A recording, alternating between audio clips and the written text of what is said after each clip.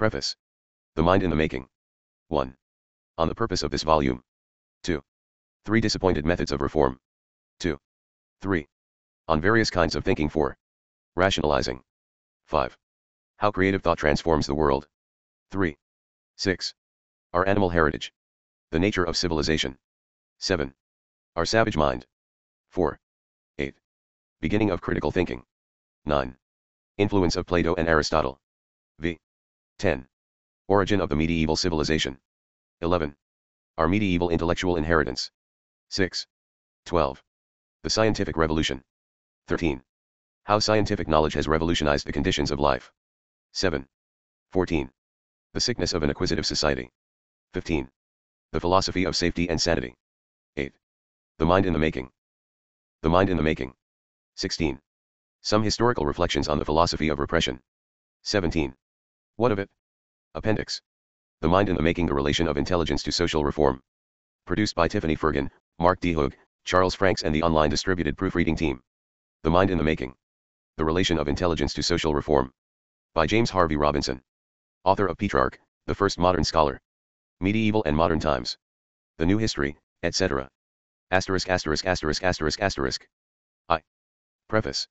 This is an essay, not a treatise, on the most important of all matters of human concern.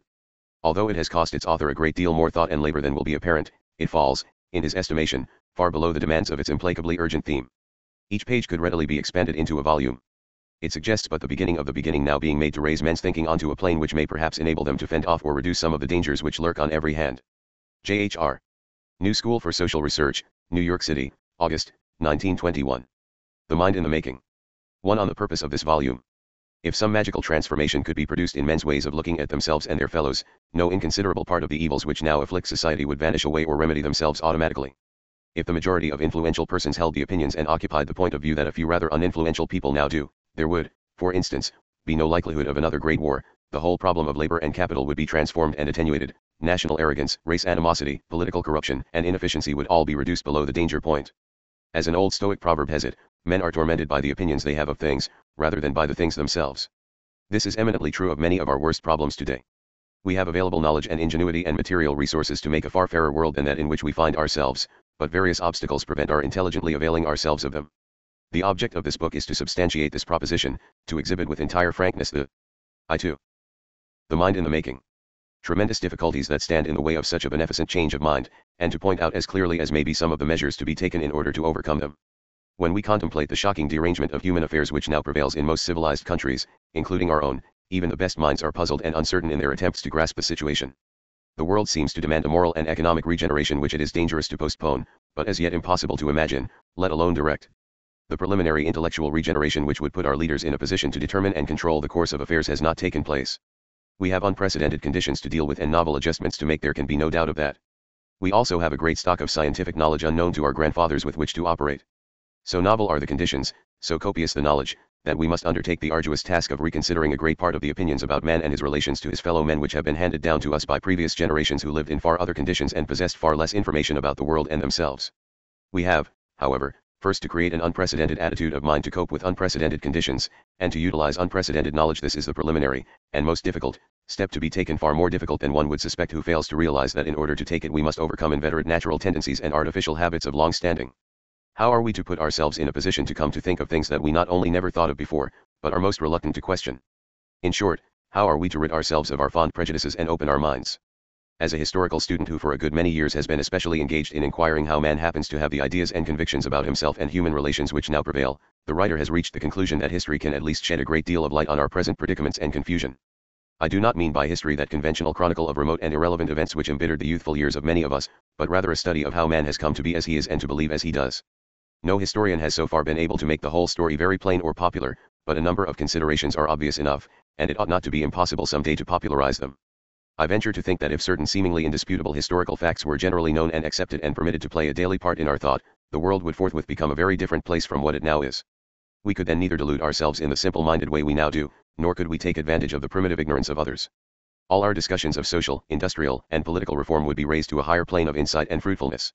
In one of those brilliant divagations with which Mr. H. G. Wells is wont to enrich his novels, he says, "When the intellectual history of this time comes to be written, nothing, I think, will stand out more strikingly than the empty gulf in quality between the superb and richly fruitful scientific investigations that are going on, and the general thought of other educated sections of the community. I do not mean that scientific men are, as a whole, a class of supermen, dealing with and thinking about everything in a way altogether better than the common run of humanity, but in their field they think and work with an intensity, an integrity, a breadth, boldness, patience, thoroughness, and faithfulness, excepting only a few artists, which puts their work out of all comparison with any other human activity. In these particular directions the human mind has achieved a new and higher quality of attitude and gesture, a veracity, a self-detachment, and self-abnegating vigor of criticism that tend to spread out and must ultimately spread out to every other human affair. I3. The mind in the making. No one who is even most superficially acquainted with the achievements of students of nature during the past few centuries can fail to see that their thought has been astoundingly effective in constantly adding to our knowledge of the universe, from the hugest nebula to the tiniest atom. Moreover, this knowledge has been so applied as to well-nigh revolutionize human affairs, and both the knowledge and its applications appear to be no more than hopeful beginnings, with indefinite revelations ahead, if only the same kind of thought be continued in the same patient and scrupulous manner. But the knowledge of man, of the springs of his conduct, of his relation to his fellow men singly or in groups, and the felicitous regulation of human intercourse in the interest of harmony and fairness, have made no such advance. Aristotle's treatises on astronomy and physics, and his notions of generation and decay and of chemical processes, have long gone by the board, but his politics and ethics are still revered. Does this mean that his penetration in the sciences of man exceeded so greatly his grasp of natural science, or does it mean that the progress of mankind in the scientific knowledge and regulation of human affairs has remained almost stationary for over 2,000 years? I think that we may safely conclude that the latter is the case. It has required 3 centuries of scientific thought and of subtle inventions for its promotion to enable a modern chemist or physicist to center his attention on electrons and their relation to the mysterious nucleus of the atom, or to permit an embryologist to study the early stirrings of the fertilized egg. As yet relatively little of the same kind of thought has been brought to bear on human affairs.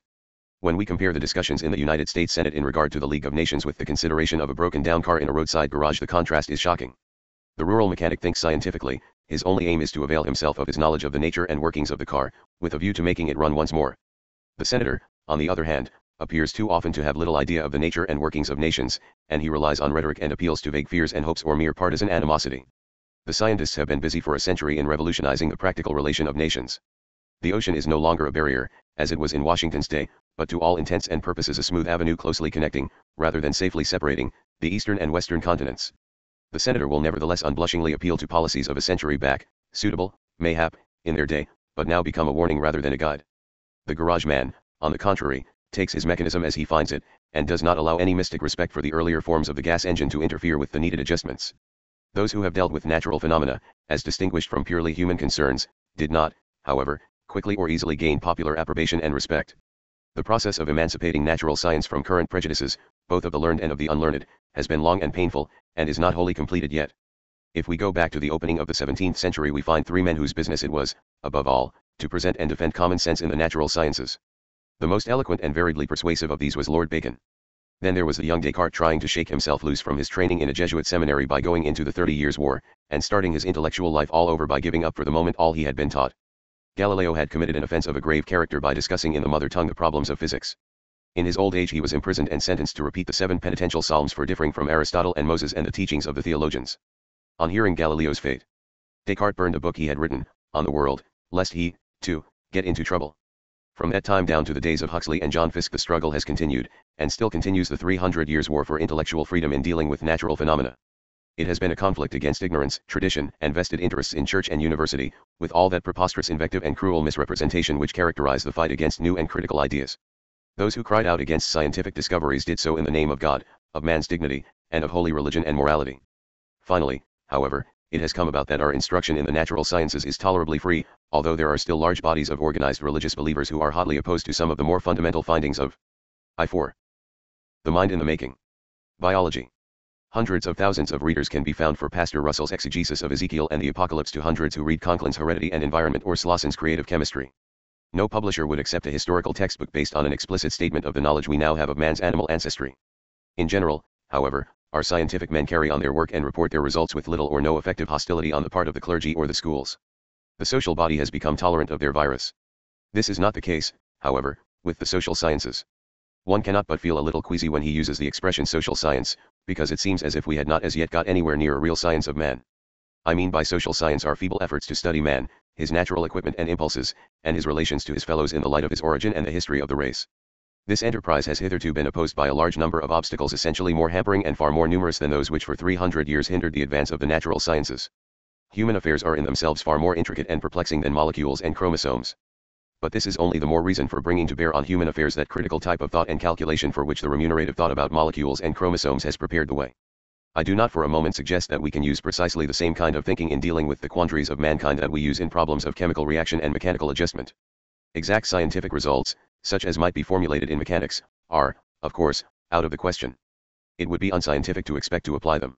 I am not advocating any particular method of treating human affairs, but rather such a general frame of mind, such a critical open-minded attitude, as has hitherto been but sparsely developed among those who aspire to be men's guides, whether religious, political, economic, or academic.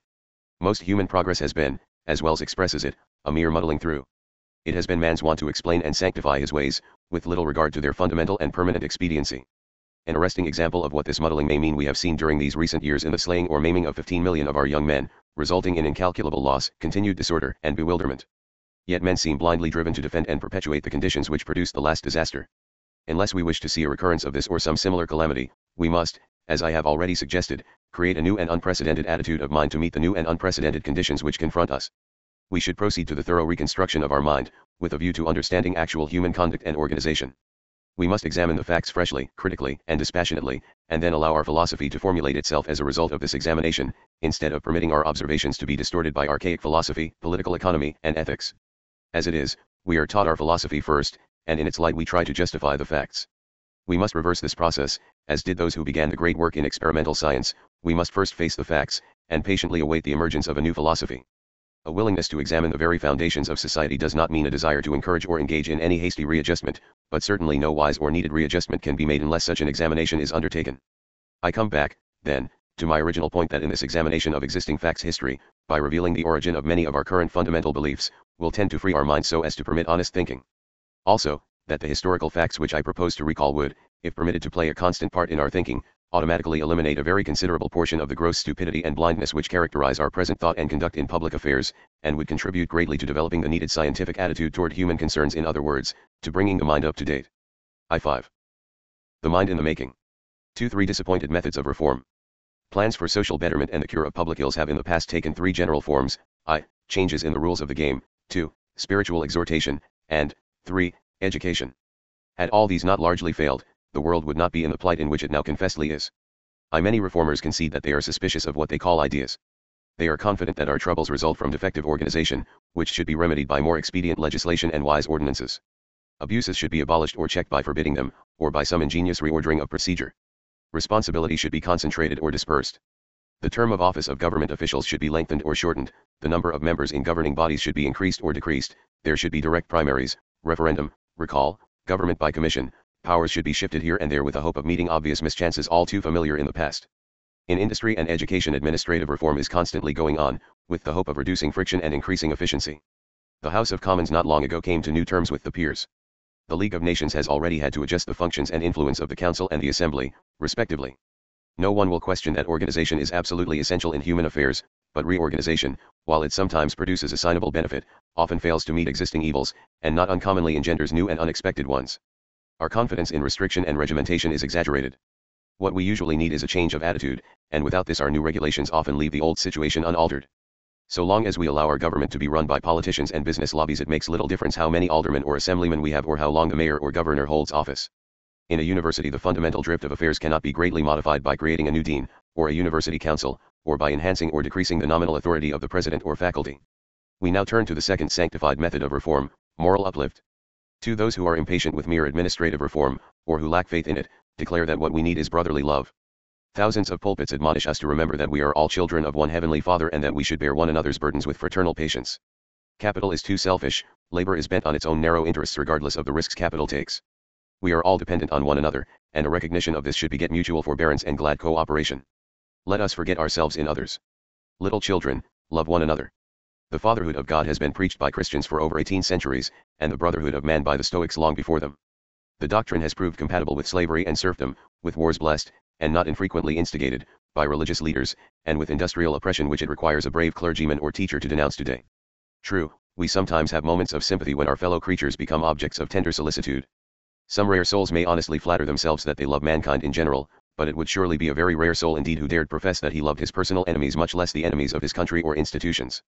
We still worship a tribal god, and the foe is not to be reckoned among his children. Suspicion and hate are much more congenial to our natures than love, for very obvious reasons in this world of rivalry and common failure. There is, beyond doubt, a natural kindliness in mankind which will show itself under favorable auspices. But experience would seem to teach that it is little promoted by moral exhortation. This is the only point that need be urged here. Whether there is another way of forwarding the brotherhood of man will be considered in the sequel. 3. Disappointed in the effects of mere reorganization, and distrusting the power of moral exhortation, will urge that what we need above all is education.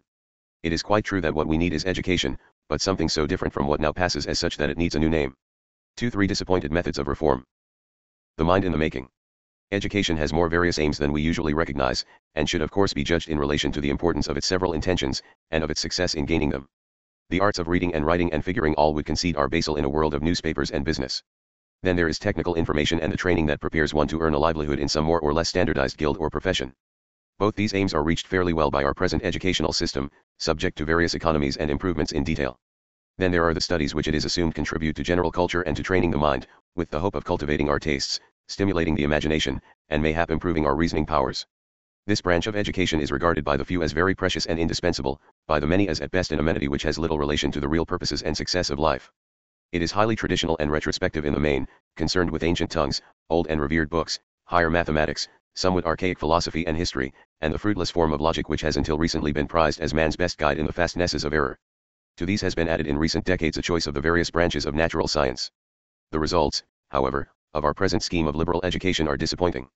One who, like myself, firmly agrees with its objects and is personally so addicted to old books, so pleased with such knowledge as he has of the ancient and modern languages, so envious of those who can think mathematically, and so interested in natural science, such a person must resent the fact that those who have had a liberal education rarely care for old books, rarely read for pleasure any foreign language, think mathematically, love philosophy or history, or care for the beasts, birds, plants, and rocks with any intelligent insight, or even real curiosity. This arouses the suspicion that our so-called liberal education miscarries and does not attain its ostensible aims. The 3 educational aims enumerated above have one thing in common. They are all directed toward an enhancement of the chances of personal worldly success, or to the increase of our personal culture and intellectual and literary enjoyment. Their purpose is not primarily to fit us to play a part in social or political betterment. But of late a 4th element has been added to the older ambitions, namely the hope of preparing boys and girls to become intelligent voters.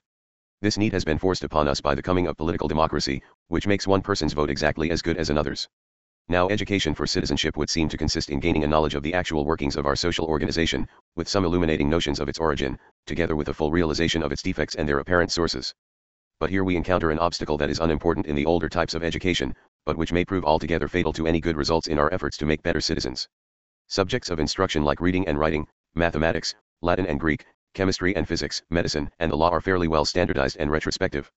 Doubtless there is a good deal of internal change in method and content going on, but this takes place unobtrusively and does not attract the attention of outside critics. Political and social questions, on the other hand, and matters relating to prevailing business methods, race animosities, public elections, and governmental policy are, if they are vital, necessarily controversial. School boards and superintendents, trustees, and presidents of colleges and universities, are sensitive to this fact. They eagerly deprecate in their public manifestos any suspicion that pupils and students are being awakened in any way to the truth that our institutions can possibly be fundamentally defective, or that the present generation of citizens has not conducted our affairs with exemplary success, guided by the immutable principles of justice. How indeed can a teacher be expected to explain to the sons and daughters of businessmen, politicians, doctors, lawyers, and clergymen all pledged to the maintenance of the sources of their livelihood the actual nature of business enterprise as now practiced, the prevailing methods of legislative bodies and courts, and the conduct of foreign affairs? Think of a teacher in the public schools recounting the more illuminating facts about the municipal government under which he lives, with due attention to graft and jobs. So, courses in government, political economy, sociology, and ethics confine themselves to inoffensive generalizations, harmless details of 2-3 disappointed methods of reform. The mind in the making. Organization, and the commonplaces of routine morality, for only in that way can they escape being controversial. Teachers are rarely able or inclined to explain our social life and its presuppositions with sufficient insight and honesty to produce any very important results. Even if they are tempted to tell the essential facts, they dare not do so, for fear of losing their places, amid the applause of all the righteously minded. However we may feel on this important matter, we must all agree that the aim of education for citizenship as now conceived is a preparation for the same old citizenship which has so far failed to eliminate the shocking hazards and crying injustices of our social and political life. For we sedulously inculcate in the coming generation exactly the same illusions and the same ill-placed confidence in existing institutions and prevailing notions that have brought the world to the pass in which we find it. Since we do all we can to corroborate the beneficence of what we have, we can hardly hope to raise up a more intelligent generation bent on achieving what we have not. We all know this to be true, it has been forcibly impressed on our minds of late. Most of us agree that it is right and best that it should be so, some of us do not like to think about it at all, but a few will be glad to spend a little time weighing certain suggestions in this volume which may indicate a way out of this impasse. 1. We have now considered briefly the three main hopes that have been hitherto entertained of bettering things, I. By changing the rules of the game, 2. By urging men to be good, and to love their neighbor as themselves, and 3. By education for citizenship. It may be that these hopes are not wholly unfounded, but it must be admitted that so far they have been grievously disappointed. Doubtless they will continue to be cherished on account of their assured respectability. Mere lack of success does not discredit a method, for there are many things that determine and perpetuate our sanctified ways of doing things besides their success in reaching their proposed ends. Had this not always been so, our life today would be far less stupidly conducted than it is. But let us agree to assume for the moment that the approved schemes of reform enumerated above have, to say the least, shown themselves inadequate to meet the crisis in which civilized society now finds itself. Have we any other hope? Yes, there is intelligence. That is as yet an untested hope in its application to the regulation of human relations. It is not discredited because it has not been tried on any large scale outside the realm of natural science. There, everyone will confess, it has produced marvelous results. Employed in regard to stars, rocks, plants, and animals, and in the investigation of mechanical and chemical processes, it has completely revolutionized men's notions of the world in which they live, and of its inhabitants, with the notable exception of man himself. These discoveries have been used to change our habits and to supply us with everyday necessities which 100 years ago were not dreamed of as luxuries accessible even to kings and millionaires. But most of us know too little of the past to realize the penalty that had to be paid for this application of intelligence. In order that these discoveries should be made and ingeniously applied to the conveniences of life, it was necessary to discard practically all the consecrated notions of the world and its workings which had been held by the best and wisest and purest of mankind down to 300 years ago, indeed, until much more recently. Intelligence, in a creature of routine like man and in a universe so ill understood as ours, must often break valiantly with the past in order to get ahead. It would be pleasant to assume that all we had to do was to build on well-designed foundations, firmly laid by the wisdom of the ages. But those who have studied the history of natural science would agree that Bacon, Galileo, and Descartes found no such foundation, but had to begin their construction from the ground up. The several hopes of reform mentioned above all assume that the now generally accepted notions of righteous human conduct are not to be questioned. Our churches and universities defend this assumption. Our editors and lawyers and the more vocal of our businessmen adhere to it. Even those who pretend to study society and its origin seem often to believe that our present ideals and standards of property, the state, industrial organization, the relations of the sexes, and education are practically final and must necessarily be the basis of any possible betterment in detail. But if this be so, intelligence has already done its perfect work, and we can only lament that. 2-3 disappointed methods of reform. The mind in the making. The outcome in the way of peace, decency, and fairness, judged even by existing standards, has been so disappointing. There are, of course, a few here and there who suspect and even repudiate current ideals and standards. But at present their resentment against existing evils takes the form of more or less dogmatic plans of reconstruction, like those of the socialists and communists, or exhausts itself in the vague protest and fault-finding of the average intellectual. Neither the socialist nor the common run of intellectual appears to me to be on the right track. The former is more precise in his doctrines and confident in his prophecies than a scientific examination of mankind and its ways would at all justify, the other, more indefinite than he need be. If intelligence is to have the freedom of action necessary to accumulate new and valuable knowledge about man's nature and possibilities which may ultimately be applied to reforming our ways, it must loose itself from the bonds that now confine it. The primeval curse still holds, of every tree in the garden thou mayest freely eat, but of the tree of the knowledge of good and evil, thou shalt not eat of it, for in the day that thou eatest thereof thou shalt surely die. Few people confess that they are afraid of knowledge, but the university presidents, ministers, and editors who most often and publicly laud what they are wont to call the fearless pursuit of truth, feel compelled, in the interest of public morals and order, to discourage any reckless indulgence in the fruit of the forbidden tree, for the inexperienced may select an unripe apple and suffer from the colic in consequence. Just look at Russia. Better always, instead of taking the risk on what the church calls science falsely so called, fall back on ignorance rightly so called. No one denies that intelligence is the light of the world and the chief glory of man, but, as Bertrand Russell says, we dread its indifference to respectable opinions and what we deem the well-tried wisdom of the ages. It is, as he truly says, fear that holds men back, fear that their cherished beliefs should prove harmful, fear lest they themselves should prove less worthy of respect than they have supposed themselves to be. Should the working man think freely about property? What then will become of us, the rich? Should young men and women think freely about sex? What then will become of morality? Should soldiers think freely about war? What then will become of military discipline? This fear is natural and inevitable, but it is none the less dangerous and discreditable. Human arrangements are no longer so foolproof as they may once have been when the world moved far more slowly than it now does. It should therefore be a good deed to remove or lighten any of the various restraints on thought. I believe that there is an easy and relatively painless way in which our respect for the past can be lessened so that we shall no longer feel compelled to take the wisdom of the ages as the basis of our reforms. My own confidence in what President Butler calls the findings of mankind is gone, and the process by which it was lost will become obvious as we proceed. I have no reforms to recommend, except the liberation of intelligence, which is the first and most essential one. I propose to review by way of introduction some of the new ideas which have been emerging during the past few years in regard to our minds and their operations. Then we shall proceed to the main theme of the book, a sketch of the manner in which our human intelligence appears to have come about. If anyone will follow the story with a fair degree of sympathy and patience, he may, by merely putting together well-substantiated facts, many of which he doubtless knows in other connections, hope better to understand the perilous quandary in which mankind is now placed and the ways of escape that offer themselves. Notes. 1. George Bernard Shaw reaches a similar conclusion when he contemplates education in the British Isles. We must teach citizenship and political science at school. But must we? There is no must about it, the hard fact being that we must not teach political science or citizenship at school. The schoolmaster who attempted it would soon find himself penniless in the streets without pupils, if not in the dock pleading to a pompously worded indictment for sedition against the exploiters. Our schools teach the morality of feudalism corrupted by commercialism, and hold up the military conqueror, the robber baron, and the profiteer, as models of the illustrious and successful. Back to Methuselah, 12. 2-3 Disappointed methods of reform. The mind in the making. Asterisk asterisk asterisk asterisk asterisk. 2. Good sense is, of all things among men, the most equally distributed, for everyone thinks himself so abundantly provided with it that those even who are the most difficult to satisfy in everything else do not usually desire a larger measure of this quality than they already possess. Descartes.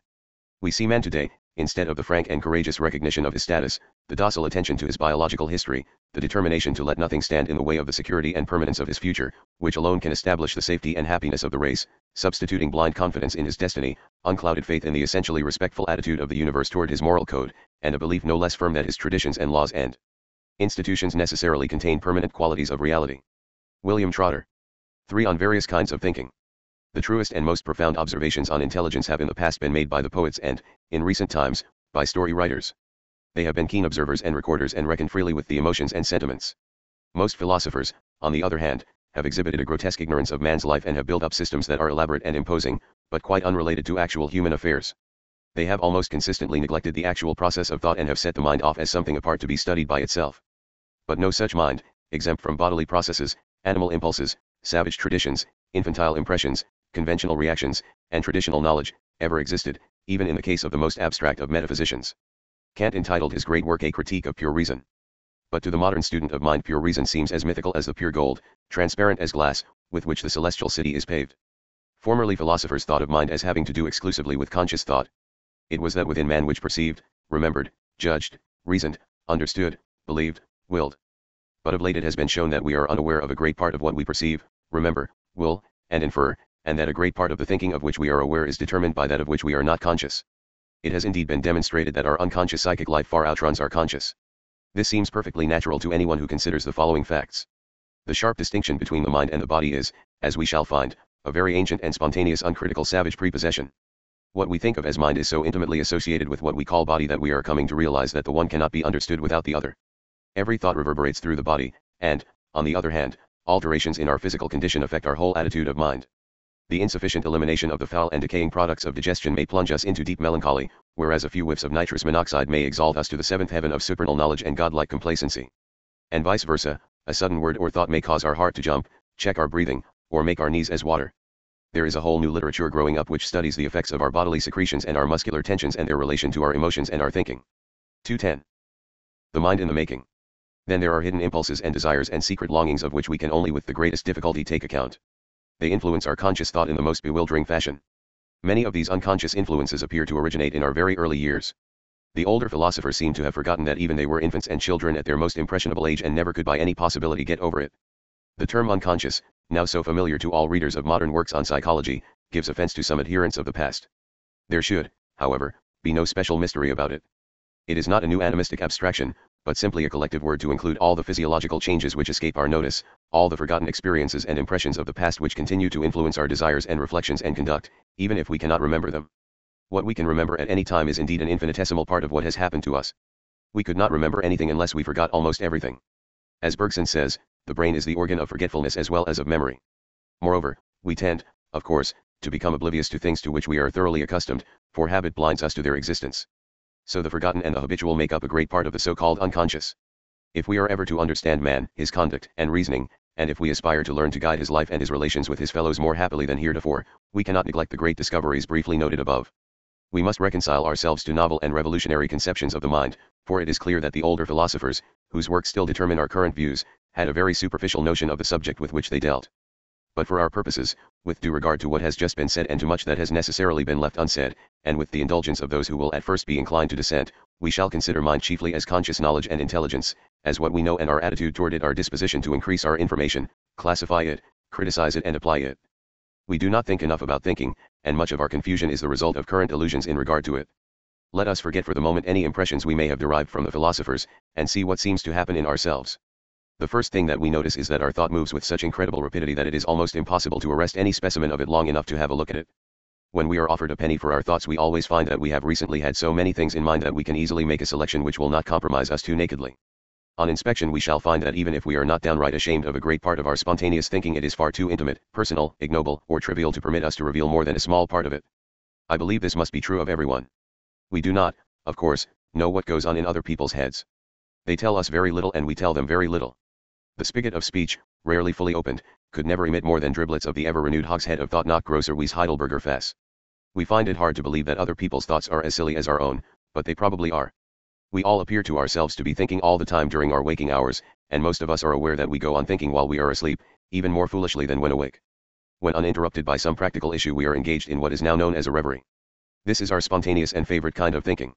We allow our ideas to take their own course, and this course is determined by our hopes and fears, our spontaneous desires, their fulfillment or frustration, by our likes and dislikes, our loves and hates and resentments. There is nothing else anything like so interesting to ourselves as ourselves.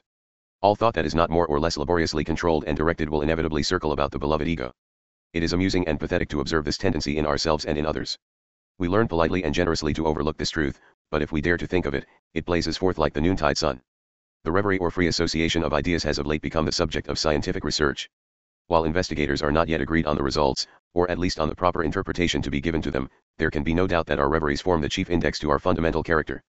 They are a reflection of our nature as modified by often hidden and forgotten experiences. We need not go into the matter further here, for it is 211. The mind in the making. Only necessary to observe that the reverie is at all times a potent and in many cases an omnipotent rival to every other kind of thinking. It doubtless influences all our speculations in its persistent tendency to self-magnification and self-justification, which are its chief preoccupations, but it is the last thing to make directly or indirectly for honest increase of knowledge. Two philosophers usually talk as if such thinking did not exist or were in some way negligible. This is what makes their speculation so unreal and often worthless. The reverie, as any of us can see for himself, is frequently broken and interrupted by the necessity of a second kind of thinking. We have to make practical decisions. Shall we write a letter or no? Shall we take the subway or a bus? Shall we have dinner at 7 or half past?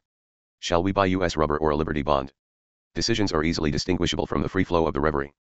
Sometimes they demand a good deal of careful pondering and the recollection of pertinent facts. Often, however, they are made impulsively.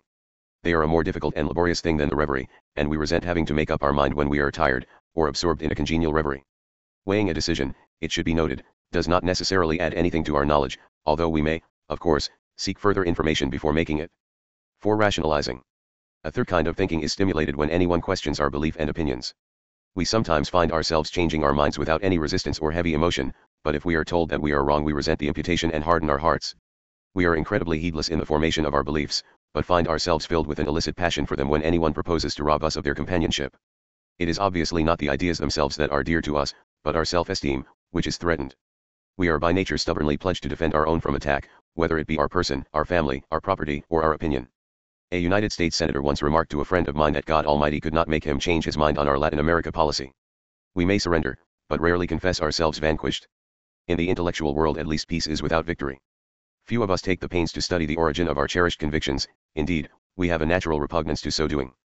We like to continue to believe what we have been accustomed to accept as true, and the resentment aroused when doubt is cast upon any of our assumptions leads us to seek every manner of excuse for clinging to them. The result is that most of our so-called reasoning consists in finding arguments for going on believing as we already do. I remember years ago attending a public dinner to which the governor of the state was bidden. The chairman explained that His Excellency could not be present for certain good reasons. What the real reasons were, the presiding officer said he would leave us to conjecture. This distinction between good and real reasons is one of the most clarifying and essential in the whole realm of thought. We can readily give what seem to us good reasons for being a Catholic or a Mason, a Republican or a Democrat, an adherent or opponent of the League of Nations. But the real reasons are usually on quite a different plane. Of course, the importance of this distinction is popularly, if somewhat obscurely, recognized. The Baptist missionary is ready enough to see that the Buddhist is not such because his doctrines would bear careful inspection, but because he happened to be born in a Buddhist family in Tokyo. but it would be treason to his faith to acknowledge that his own partiality for certain doctrines is due to the fact that his mother was a member of the First Baptist Church of Oak Ridge. A savage can give all sorts of reasons for his belief that it is dangerous to step on a man's shadow, and a newspaper editor can advance plenty of arguments against the Bolsheviki. But neither of them may realize why he happens to be defending his particular opinion. The real reasons for our beliefs are concealed from ourselves as well as from others. As we grow up, we simply adopt the ideas presented to us in regard to such matters as religion, family relations, property, business, our country, and the state. We unconsciously absorb them from our environment. They are persistently whispered in our ear by the group in which we happen to live. Moreover, as Mr. Trotter has pointed out, these judgments, being 4. Rationalizing. The mind in the making. The product of suggestion and not of reasoning, have the quality of perfect obviousness, so that to question them is to the believer to carry skepticism to an insane degree, and will be met by contempt, disapproval, or condemnation, according to the nature of the belief in question. When, therefore, we find ourselves entertaining an opinion about the basis of which there is a quality of feeling which tells us that to inquire into it would be absurd, obviously unnecessary, unprofitable, undesirable, bad form, or wicked, we may know that that opinion is a non-rational one, and probably, therefore, founded upon inadequate evidence. 3. Opinions, on the other hand, which are the result of experience or of honest reasoning, do not have this quality of primary certitude. I remember when as a youth I heard a group of businessmen discussing the question of the immortality of the soul, I was outraged by the sentiment of doubt expressed by one of the party. As I look back now, I see that I had at the time no interest in the matter, and certainly no least argument to urge in favor of the belief in which I had been reared. But neither my personal indifference to the issue, nor the fact that I had previously given it no attention, served to prevent an angry resentment when I heard my ideas questioned. This spontaneous and loyal support of our preconceptions, this process of finding good reasons to justify our routine beliefs, is known to modern psychologists as rationalizing, clearly only a new name for a very ancient thing. Our good reasons ordinarily have no value in promoting honest enlightenment, because, no matter how solemnly they may be marshaled, they are at bottom the result of personal preference or prejudice, and not of an honest desire to seek or accept new knowledge. In our reveries we are frequently engaged in self-justification, for we cannot bear to think ourselves wrong, and yet have constant illustrations of our weaknesses and mistakes. So we spend much time finding fault with circumstances and the conduct of others, and shifting onto them with great ingenuity the onus of our own failures and disappointments. Rationalizing is the self-exculpation which occurs when we feel ourselves, or our group, accused of misapprehension or error. The little word "my" is the most important one in all human affairs, and properly to reckon with it is the beginning of wisdom. It has the same force whether it is my dinner, my dog, and my house, or my faith, my country, and my God. We not only resent the imputation that our watch is wrong, or our car shabby, but that our conception of the canals of Mars, of the pronunciation of Epictetus, of the medicinal value of salicina, or the date of Sargani, are subject to revision. Philosophers, scholars, and men of science exhibit a common sensitiveness in all decisions in which their amour propre is involved. Thousands of argumentative works have been written to vent a grudge. However stately their reasoning, it may be nothing but rationalizing, stimulated by the most commonplace of all motives. A history of philosophy and theology could be written in terms of grouches, wounded pride, and aversions, and it would be far more instructive than the usual treatments of these themes. Sometimes, under Providence, the lowly impulse of resentment leads to great achievements. Milton wrote his treatise on divorce as a result of his troubles with his 17-year-old wife, and when he was accused of being a leading spirit in a new sect, the Divorcers, he wrote his noble Areopagitica to prove his right to say what he thought fit, and incidentally to establish the advantage of a free press in the promotion of truth. All mankind, high and low, thinks in all the ways which have been described. The reverie goes on all the time, not only in the mind of the mill hand and the Broadway flapper, but equally in weighty judges and godly bishops. It has gone on in all the philosophers, scientists, poets, and theologians that have ever lived. Aristotle's most abstruse speculations were doubtless tempered by highly irrelevant reflections. He is reported to have had very thin legs and small eyes, for which he doubtless had to find excuses, and he was wont to indulge in very 4. Rationalizing. The mind in the making. Conspicuous dress and rings, and was accustomed to arrange his hair carefully, for Diogenes the Cynic exhibited the impudence of a touchy soul. His tub was his distinction. Tennyson, in beginning his Maud, could not forget his chagrin over losing his patrimony years before as the result of an unhappy investment in the Patent Decorative Carving Company. These facts are not recalled here as a gratuitous disparagement of the truly great, but to ensure a full realization of the tremendous competition which all really exacting thought has to face, even in the minds of the most highly endowed mortals.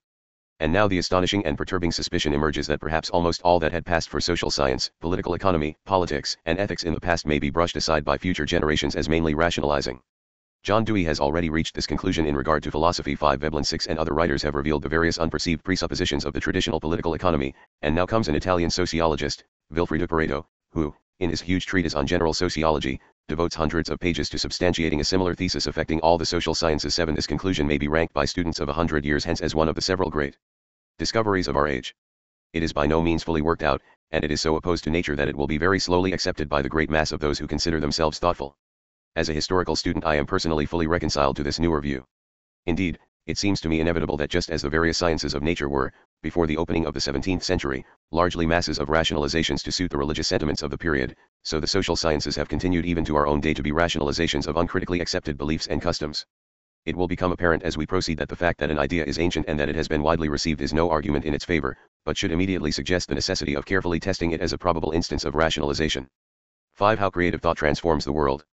This brings us to another kind of thought which can fairly easily be distinguished from the three kinds described above. It has not the usual qualities of the reverie, for it does not hover about our personal complacencies and humiliations. It is not made up of the homely decisions forced upon us by everyday needs, when we review our little stock of existing information, consult our conventional preferences and obligations, and make a choice of action. It is not the defense of our own cherished beliefs and prejudices just because they are our own mere plausible excuses for remaining of the same mind. On the contrary, it is that peculiar species of thought which leads us to change our mind. It is this kind of thought that has raised man from his pristine, sub-savage ignorance and squalor to the degree of knowledge and comfort which he now possesses. On his capacity to continue and greatly extend this kind of thinking depends his chance of groping his way out of the plight in which the most highly civilized peoples of the world now find themselves. In the past this type of thinking has been called reason. But so many misapprehensions have grown up around the word that some of us have become very suspicious of it. I suggest, therefore, that we substitute a recent name and speak of creative thought rather than of reason. For this kind of meditation begets knowledge, and knowledge is really creative inasmuch as it makes things look different from what they seemed before and may indeed work for their reconstruction. In certain moods some of us realize that we are observing things or making reflections with a seeming disregard of our personal preoccupations. We are not preening or defending ourselves, we are not faced by the necessity of any practical decision, nor are we apologizing for believing this or that. We are just wondering and looking and mayhap seeing what we never perceived before. Curiosity is as clear and definite as any of our urges. We wonder what is in a sealed telegram or in a letter in which someone else is absorbed, or what is being said in the telephone booth or in low conversation. This. 5. How creative thought transforms the world. The mind in the making. Inquisitiveness is vastly stimulated by jealousy, suspicion, or any hint that we ourselves are directly or indirectly involved. But there appears to be a fair amount of personal interest in other people's affairs even when they do not concern us except as a mystery to be unraveled or a tale to be told. The reports of a divorce suit will have news value for many weeks. They constitute a story, like a novel or play or moving picture. This is not an example of pure curiosity, however, since we readily identify ourselves with others, and their joys and despair then become our own. We also take note of, or observe, as Sherlock Holmes says, things which have nothing to do with our personal interests and make no personal appeal either direct or by way of sympathy. This is what Veblen so well calls idle curiosity. And it is usually idle enough. Some of us when we face the line of people opposite us in a subway train impulsively consider them in detail and engage in rapid inferences and form theories in regard to them. On entering a room there are those who will perceive at a glance the degree of preciousness of the rugs, the character of the pictures, and the personality revealed by the books. But there are many, it would seem, who are so absorbed in their personal reverie or in some definite purpose that they have no bright-eyed energy for idle curiosity. The tendency to miscellaneous observation we come by honestly enough, for we note it in many of our animal relatives. Veblen, however, uses the term idle curiosity somewhat ironically, as is his wont. It is idle only to those who fail to realize that it may be a very rare and indispensable thing from which almost all distinguished human achievement proceeds. Since it may lead to systematic examination and seeking for things hitherto undiscovered. For research is but diligent search which enjoys the high flavor of primitive hunting. Occasionally and fitfully idle curiosity thus leads to creative thought, which alters and broadens our own views and aspirations and may in turn, under highly favorable circumstances, affect the views and lives of others, even for generations to follow. An example or two will make this unique human process clear. Galileo was a thoughtful youth and doubtless carried on a rich and varied reverie. He had artistic ability and might have turned out to be a musician or painter. When he had dwelt among the monks at Vallombrosa he had been tempted to lead the life of a religious. As a boy he busied himself with toy machines and he inherited a fondness for mathematics. All these facts are of record. We may safely assume also that, along with many other subjects of contemplation, the Pisan maidens found a vivid place in his thoughts. One day when 17 years old he wandered into the cathedral of his native town. In the midst of his reverie he looked up at the lamps hanging by long chains from the high ceiling of the church. Then something very difficult to explain occurred. He found himself no longer thinking of the building, worshippers, or the services, of his artistic or religious interests, of his reluctance to become a physician as his father wished. He forgot the question of a career and even the gragiosissime done. As he watched the swinging lamps he was suddenly wondering if mayhap their oscillations, whether long or short, did not occupy the same time. Then he tested this hypothesis by counting his pulse, for that was the only timepiece he had with him. This observation, however remarkable in itself, was not enough to produce a really creative thought. Others may have noticed the same thing and yet nothing came of it. Most of our observations have no assignable results. Galileo may have seen that the warts on a peasant's face formed a perfect isosceles triangle, or he may have noticed with boyish glee that just as the officiating priest was uttering the solemn words, Ecce Agnus Dei, a fly lit on the end of his nose. To be really creative, ideas have to be worked up and then put over, so that they become a part of man's social heritage. The highly accurate pendulum clock was one of the later results of Galileo's discovery. He himself was led to reconsider and successfully to refute the old notions of falling bodies. It remained for Newton to prove that the moon was falling, and presumably all the heavenly bodies. This quite upset all the consecrated views of the heavens as managed by angelic engineers. The universality of the laws of gravitation stimulated the attempt to seek other and equally important natural laws and cast grave doubts on the miracles in which mankind had hitherto believed. In short, those who dared to include in their thought the discoveries of Galileo and his successors found themselves in a new earth surrounded by new heavens. 5. How creative thought transforms the world. The mind in the making. On the 28th of October, 1831, 350 years after Galileo had noticed the isochronous vibrations of the lamps, creative thought and its currency had so far increased that Faraday was wondering what would happen if he mounted a disc of copper between the poles of a horseshoe magnet. As the disc revolved, an electric current was produced. This would doubtless have seemed the idlest kind of an experiment to the stanch businessmen of the time, who, it happened, were just then denouncing the child labor bills in their anxiety to avail themselves to the full of the results of earlier idle curiosity. But should the dynamos and motors which have come into being as the outcome of Faraday's experiment be stopped this evening, the businessman of today, agitated over labor troubles, might, as he trudged home past lines of dead cars, through dark streets to an unlighted house, engage in a little creative thought of his own and perceive that he and his laborers would have no modern factories and mines to quarrel about had it not been for the strange practical effects of the idle curiosity of scientists, inventors, and engineers. The examples of creative intelligence given above belong to the realm of modern scientific achievement, which furnishes the most striking instances of the effects of scrupulous, objective thinking. But there are, of course, other great realms in which the recording and embodiment of acute observation and insight have wrought themselves into the higher life of man.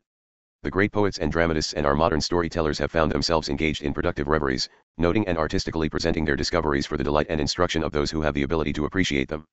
The process by which a fresh and original poem or drama comes into being is doubtless analogous to that which originates and elaborates so-called scientific discoveries, but there is clearly a temperamental difference. The genesis and advance of painting, sculpture, and music offer still other problems. We really as yet know shockingly little about these matters, and indeed very few people have the least curiosity about them. 8. Nevertheless, creative intelligence in its various forms and activities is what makes man. Were it not for its slow, painful, and constantly discouraged operations through the ages, man would be no more than a species of primate living on seeds, fruit, roots, and uncooked flesh, and wandering naked through the woods and over the plains like a chimpanzee. The origin and progress and future promotion of civilization are ill understood and misconceived. These should be made the chief theme of education, but much hard work is necessary before we can reconstruct our ideas of man and his capacities and free ourselves from innumerable persistent misapprehensions. There have been obstructionists in all times, not merely the lethargic masses, but the moralists, the rationalizing theologians, and most of the philosophers, all busily if unconsciously engaged in ratifying existing ignorance and mistakes and discouraging creative thought. Naturally, those who reassure us seem worthy of honor and respect. Equally naturally, those who puzzle us with disturbing criticisms and invite us to change our ways are objects of suspicion and readily discredited. Our personal discontent does not ordinarily extend to any critical questioning of the general situation in which we find ourselves. In every age the prevailing conditions of civilization have appeared quite natural and inevitable to those who grew up in them. The cow asks no questions as to how it happens to have a dry stall and a supply of hay. The kitten laps its warm milk from a china saucer, without knowing anything about porcelain. The dog nestles in the corner of a divan with no sense of obligation to the inventors of upholstery and the manufacturers of down pillows. So we humans accept our breakfasts, our trains and telephones and orchestras and movies, our national constitution, or moral code and standards of manners, with the simplicity and innocence of a pet rabbit. We have absolutely inexhaustible capacities for appropriating what others do for us with no thought of a thank you. We do not feel called upon to make any least contribution to the merry game ourselves. Indeed, we are usually quite unaware that a game is being played at all. We have now examined the various classes of thinking which we can readily observe in ourselves and which we have plenty of reasons to believe go on, and always have been going on, in our fellow men. We can sometimes get quite pure and sparkling examples of all four kinds, but commonly they are so confused and intermingled in our reverie as not to be readily distinguishable. The reverie is a reflection of our longings, exaltations, and complacencies, our fears, suspicions, and disappointments. We are chiefly engaged in struggling to maintain our 5. How creative thought transforms the world. The mind in the making. Self-respect and in asserting that supremacy which we all crave and which seems to us our natural prerogative. It is not strange, but rather quite inevitable, that our beliefs about what is true and false, good and bad, right and wrong, should be mixed up with the reverie and be influenced by the same considerations which determine its character and course. We resent criticisms of our views exactly as we do of anything else connected with ourselves. Our notions of life and its ideals seem to us to be our own and as such necessarily true and right, to be defended at all costs. We very rarely consider, however, the process by which we gained our convictions. If we did so, we could hardly fail to see that there was usually little ground for our confidence in them. Here and there, in this department of knowledge or that, some one of us might make a fair claim to have taken some trouble to get correct ideas of, let us say, the situation in Russia, the sources of our food supply, the origin of the Constitution, the revision of the tariff, the policy of the Holy Roman Apostolic Church, modern business organization, trade unions, birth control, socialism, the League of Nations, the excess profits tax, preparedness, advertising in its social bearings, but only a very exceptional person would be entitled to opinions on all of even these few matters. And yet most of us have opinions on all these, and on many other questions of equal importance, of which we may know even less. We feel compelled, as self-respecting persons, to take sides when they come up for discussion. We even surprise ourselves by our omniscience. Without taking thought, we see in a flash that it is most righteous and expedient to discourage birth control by legislative enactment, or that one who decries intervention in Mexico is clearly wrong, or that big advertising is essential to big business and that big business is the pride of the land. As godlike beings, why should we not rejoice in our omniscience? It is clear, in any case, that our convictions on important matters are not the result of knowledge or critical thought, nor, it may be added, are they often dictated by supposed self-interest. Most of them are pure prejudices in the proper sense of that word. We do not form them ourselves. They are the whisperings of the voice of the herd. We have in the last analysis no responsibility for them and need assume none. They are not really our own ideas, but those of others no more well informed or inspired than ourselves, who have got them in the same careless and humiliating manner as we. It should be our pride to revise our ideas and not to adhere to what passes for respectable opinion, for such opinion can frequently be shown to be not respectable at all. We should, in view of the considerations that have been mentioned, resent our supine credulity. As an English writer has remarked, if we feared the entertaining of an unverifiable opinion with the warmth with which we fear using the wrong implement at the dinner table, if the thought of holding a prejudice disgusted us as does a foul disease, then the dangers of man's suggestibility would be turned into advantages. 9. The purpose of this essay is to set forth briefly the way in which the notions of the herd have been accumulated. This seems to me the best, easiest, and least invidious educational device for cultivating a proper distrust for the older notions on which we still continue to rely. The real reasons, which explain how it is we happen to hold a particular belief, are chiefly historical. Our most important opinions, those, for example, having to do with traditional, religious, and moral convictions, property rights, patriotism, national honor, the state, and indeed all the assumed foundations of society are, as I have already suggested, rarely the result of reasoned consideration, but of unthinking absorption from the social environment in which we live. Consequently, they have about them a quality of elemental certitude, and we especially resent doubt or criticism cast upon them. So long, however, as we revere the whisperings of the herd, we are obviously unable to examine them dispassionately and to consider to what extent they are suited to the novel conditions and social exigencies in which we find ourselves today. The real reasons for our beliefs, by making clear their origins and history, can do much to dissipate this emotional blockade and rid us of our prejudices and preconceptions. Once this is done and we come critically to examine our traditional beliefs, we may well find some of them sustained by experience and honest reasoning, while others must be revised to meet new conditions and our more extended knowledge. But only after we have 5. How creative thought transforms the world. The mind in the making. Undertaken such a critical examination in the light of experience and modern knowledge, freed from any feeling of primary certitude, can we claim that the good are also the real reasons for our opinions. I do not flatter myself that this general show-up of man's thought through the ages will cure myself or others of carelessness in adopting ideas, or of unseemly heat in defending them just because we have adopted them. But if the considerations which I propose to recall are really incorporated into our thinking and are permitted to establish our general outlook on human affairs, they will do much to relieve the imaginary obligation we feel in regard to traditional sentiments and ideals. Few of us are capable of engaging in creative thought, but some of us can at least come to distinguish it from other and inferior kinds of thought and accord to it the esteem that it merits as the greatest treasure of the past and the only hope of the future. Notes. To the poet clergyman, John Donne, who lived in the time of James I, has given a beautifully honest picture of the doings of a saint's mind. I throw myself down in my chamber and call in and invite God and his angels thither, and when they are there I neglect God and his angels for the noise of a fly, for the rattling of a coach, for the whining of a door. I talk on in the same posture of praying, eyes lifted up, knees bowed down, as though I prayed to God, and if God or his angels should ask me when I thought last of God in that prayer I cannot tell. Sometimes I find that I had forgot what I was about, but when I began to forget it I cannot tell. A memory of yesterday's pleasures, a fear of tomorrow's dangers, a straw under my knee, a noise in mine ear, a light in mine eye, an anything, a nothing, a fancy, a chimera in my brain troubles me in my prayer. Quoted by Robert Lind, The Art of Letters, pages 46-47. 3 Instincts of the Herd, p. 44. 4 Diogenes Laertius, Book V. 5 Reconstruction in Philosophy. 6 The Place of Science in Modern Civilization. 7 Trait de Sociologie Générale, Passim. The author's term derivation seems to be his precise way of expressing what we have called the good reasons, and his residus correspond to the real reasons. He well says, L'homme éprouvé les besoins de raisonneur, et en outre d'atteindre un voile sur ses instincts et sur ses sentiments, hence, rationalization. p. 788. His aim is to reduce sociology to the real reasons. p. 791. 8 Recently a re-examination of creative thought has begun as a result of new knowledge which discredits many of the notions formerly held about reason. See, for example, Creative Intelligence, by a group of American philosophic thinkers, John Dewey, Essays in Experimental Logic, both pretty hard books, and Veblen, The Place of Science in Modern Civilization. Easier than these and very stimulating are Dewey, Reconstruction in Philosophy, and Woodworth, Dynamic Psychology. 9 Trotter, OPCIT, p. 45. The first part of this little volume is excellent. Asterisk asterisk asterisk asterisk asterisk. 3. Nous étions déjà vu quand nous sommes nés. Anatole France. 318. The mind in the making. Simia quam similis, turpissima bestia, nobis. Ennius. Tu les homines esse ressemblant si for tu ilny appoint de pupil. Don't les sodices ne nous doivent faire trembler. Fontenelle. The savage is very close to us indeed, both in his physical and mental makeup and in the forms of his social life. Tribal society is virtually delayed civilization, and the savages are a sort of contemporaneous ancestry.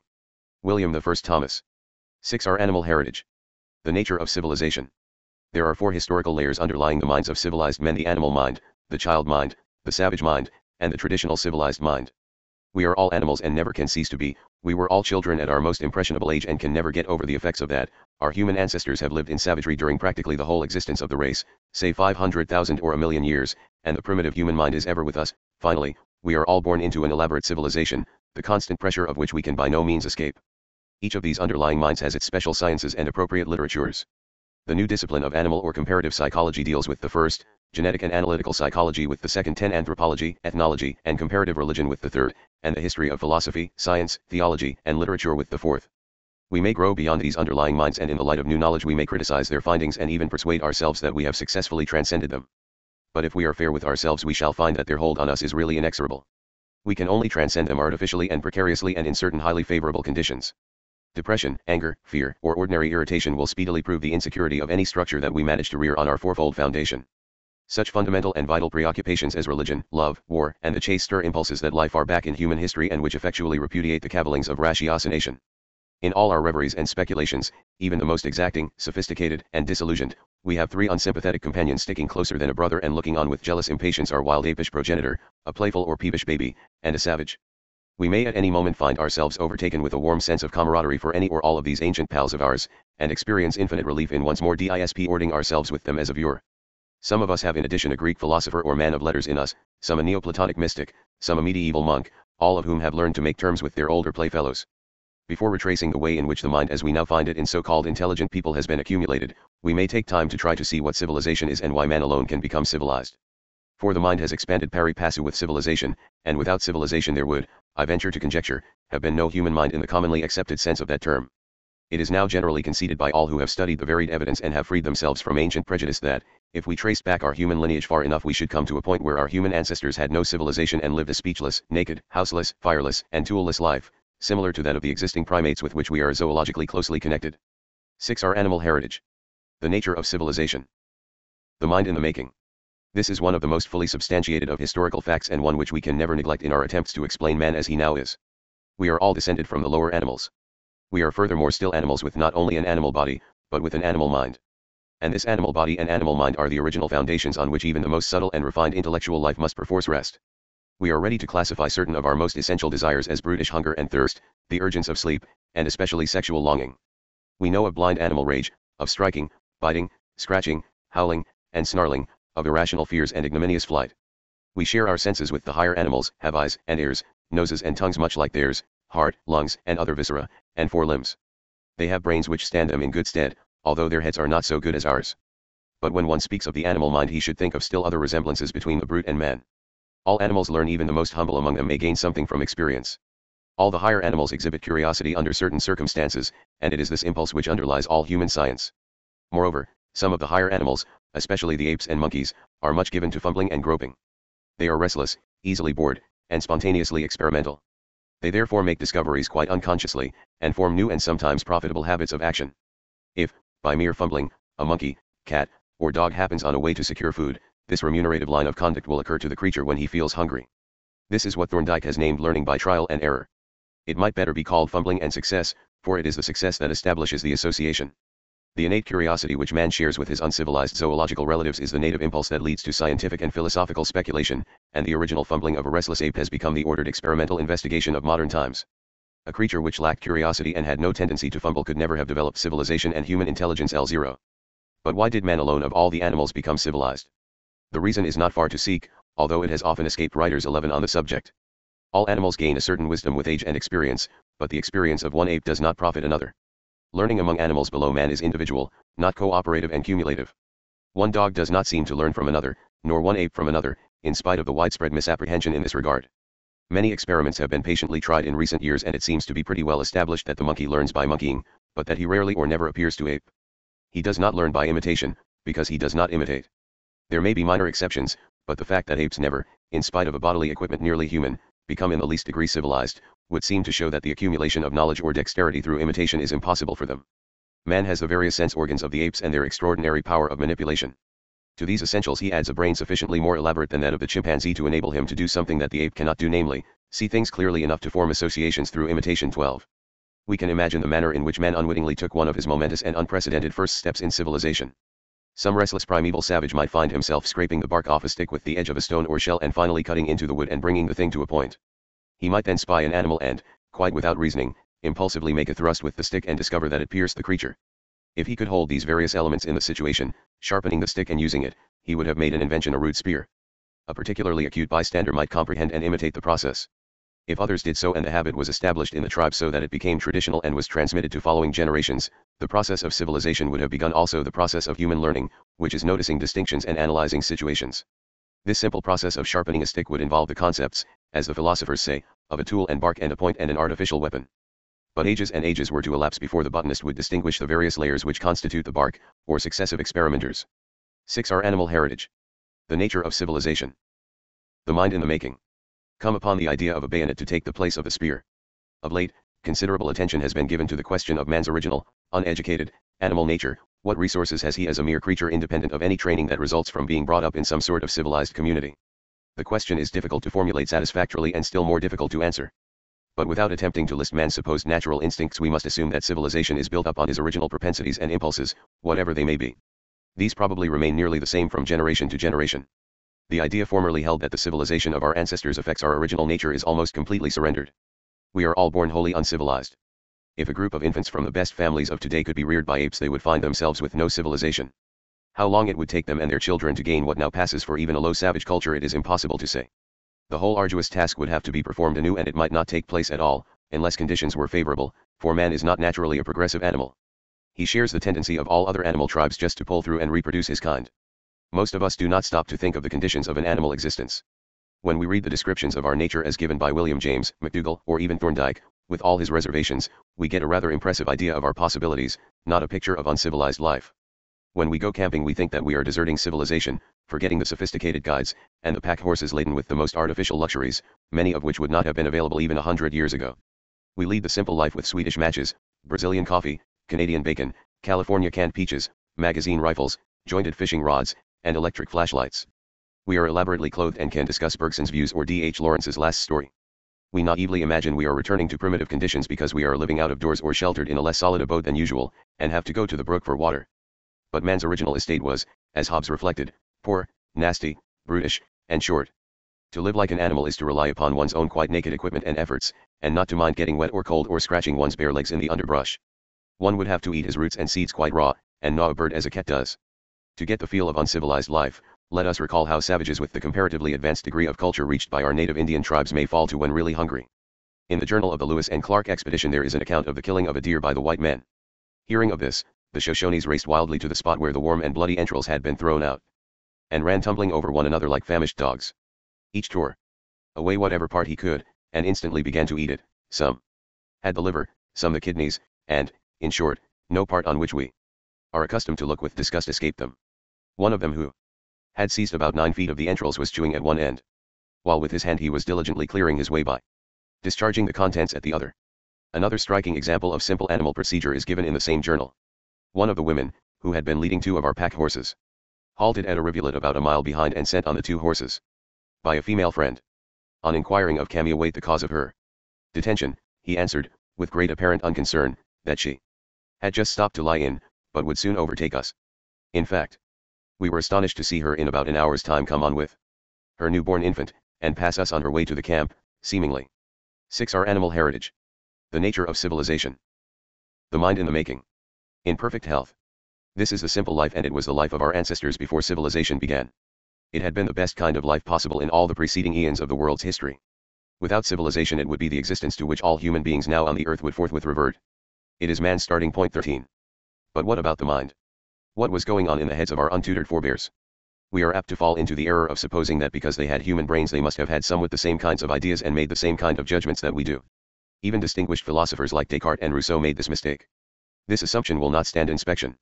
To reach back in imagination to the really primitive mind, we should of course have to deduct at the start all the knowledge and all the discriminations and classifications that have grown up as a result of our education and our immersion from infancy in a highly artificial environment. Then we must recollect that our primitive ancestor had no words with which to name and tell about things. He was speechless. His fellows knew no more than he did. Each one learned during his lifetime according to his capacity, but no instruction in our sense of the word was possible. What he saw and heard was not what we should have called seeing and hearing. He responded to situations in a blind and impulsive manner, with no clear idea of them. In short, he must have thought much as a wolf or bear does, just as he lived much like them. We must be on our guard against accepting the prevalent notions of even the animal intellect. An owl may look quite as wise as a judge. A monkey, canary, or collie has bright eyes and seems far more alert than most of the people we see on the streetcar. A squirrel in the park appears to be looking at us much as we look at him. But he cannot be seeing the same things that we do. We can be scarcely more to him than a vague suggestion of peanuts.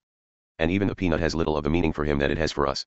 A dog perceives a motor car and may be induced to ride in it, but his idea of it would not differ from that of an ancient carryall, except, mayhap, in an appreciative distinction between the odor of gasoline and that of the stable. Only in times of sickness, drunkenness, or great excitement can we get some hint in ourselves of the impulsive responses in animals free from human sophistication and analysis. Locke thought that we first got simple ideas and then combined them into more complex conceptions and finally into generalizations or abstract ideas. But this is not the way that man's knowledge arose. He started with mere impressions of general situations, and gradually by his ability to handle things he came upon distinctions, which in time he made clearer by attaching names to them. We keep repeating this process when we learn about anything. The typewriter is at first a mere mass impression, and only gradually and imperfectly do most of us distinguish certain of its parts. Only the men who made it are likely to realize its full complexity by noting and assigning names to all the levers, wheels, gears, bearings, controls, and adjustments. John Stuart Mill thought that the chief function of the mind was making inferences. But making distinctions is equally fundamental, seeing that there are really many things where only one was at first apparent. This process of analysis has been man's supreme accomplishment. This is what has made his mind grow. The human mind has then been built up through hundreds of thousands of years by gradual accretions and laborious accumulations. Man started at a cultural zero and had to find out everything for himself, or rather a very small number of peculiarly restless and adventurous spirits did the work. The great mass of humanity has never had anything to do with the increase of intelligence except to act as its medium of transfusion and perpetuation. Creative intelligence is confined to the very few, but the many can thoughtlessly avail themselves of the more obvious achievements of those who are exceptionally highly endowed. Even an ape will fit himself into a civilized environment. A chimpanzee can be taught to relish bicycles, roller skates, and cigarettes which he could never have devised, cannot understand, and could not reproduce. Even so with mankind. Most of us could not have devised, do not understand, and consequently could not reproduce any. 6. Our animal heritage. The nature of civilization. The mind in the making. Of the everyday conveniences and luxuries which surround us. Few of us could make an electric light, or write a good novel to read by it, or paint a picture for it to shine upon. Professor Giddings has recently asked the question, why has there been any history? 14. Why, indeed, considering that the good and respectable is usually synonymous with the ancient routine, and the old have always been there to repress the young. Such heavy words of approval as venerable, sanctified, and revered all suggest great age rather than fresh discoveries. As it was in the beginning, is now and ever shall be, is our protest against being disturbed, forced to think or to change our habits. So history, namely change, has been mainly due to a small number of seers, really gropers, and monkeys whose native curiosity outran that of their fellows and led them to escape here and there from the sanctified blindness of their time. The seer is simply an example of a variation biologically, such as occurs in all species of living things, both animal and vegetable. But the unusually large roses in our gardens, the swifter horses of the herd, and the cleverer wolf in the pack have no means of influencing their fellows as a result of their peculiar superiority. Their offspring has some chance of sharing to some degree this preeminence, but otherwise things will go on as before. Whereas the singular variation represented by a St. Francis, a Dante, a Voltaire, or a Darwin may permanently, and for ages to follow change somewhat the character and ambitions of innumerable inferior members of the species who could by no possibility have originated anything for themselves, but who can, nevertheless, suffer some modification as a result of the teachings of others. This illustrates the magical and unique workings of culture and creative intelligence in mankind. 15.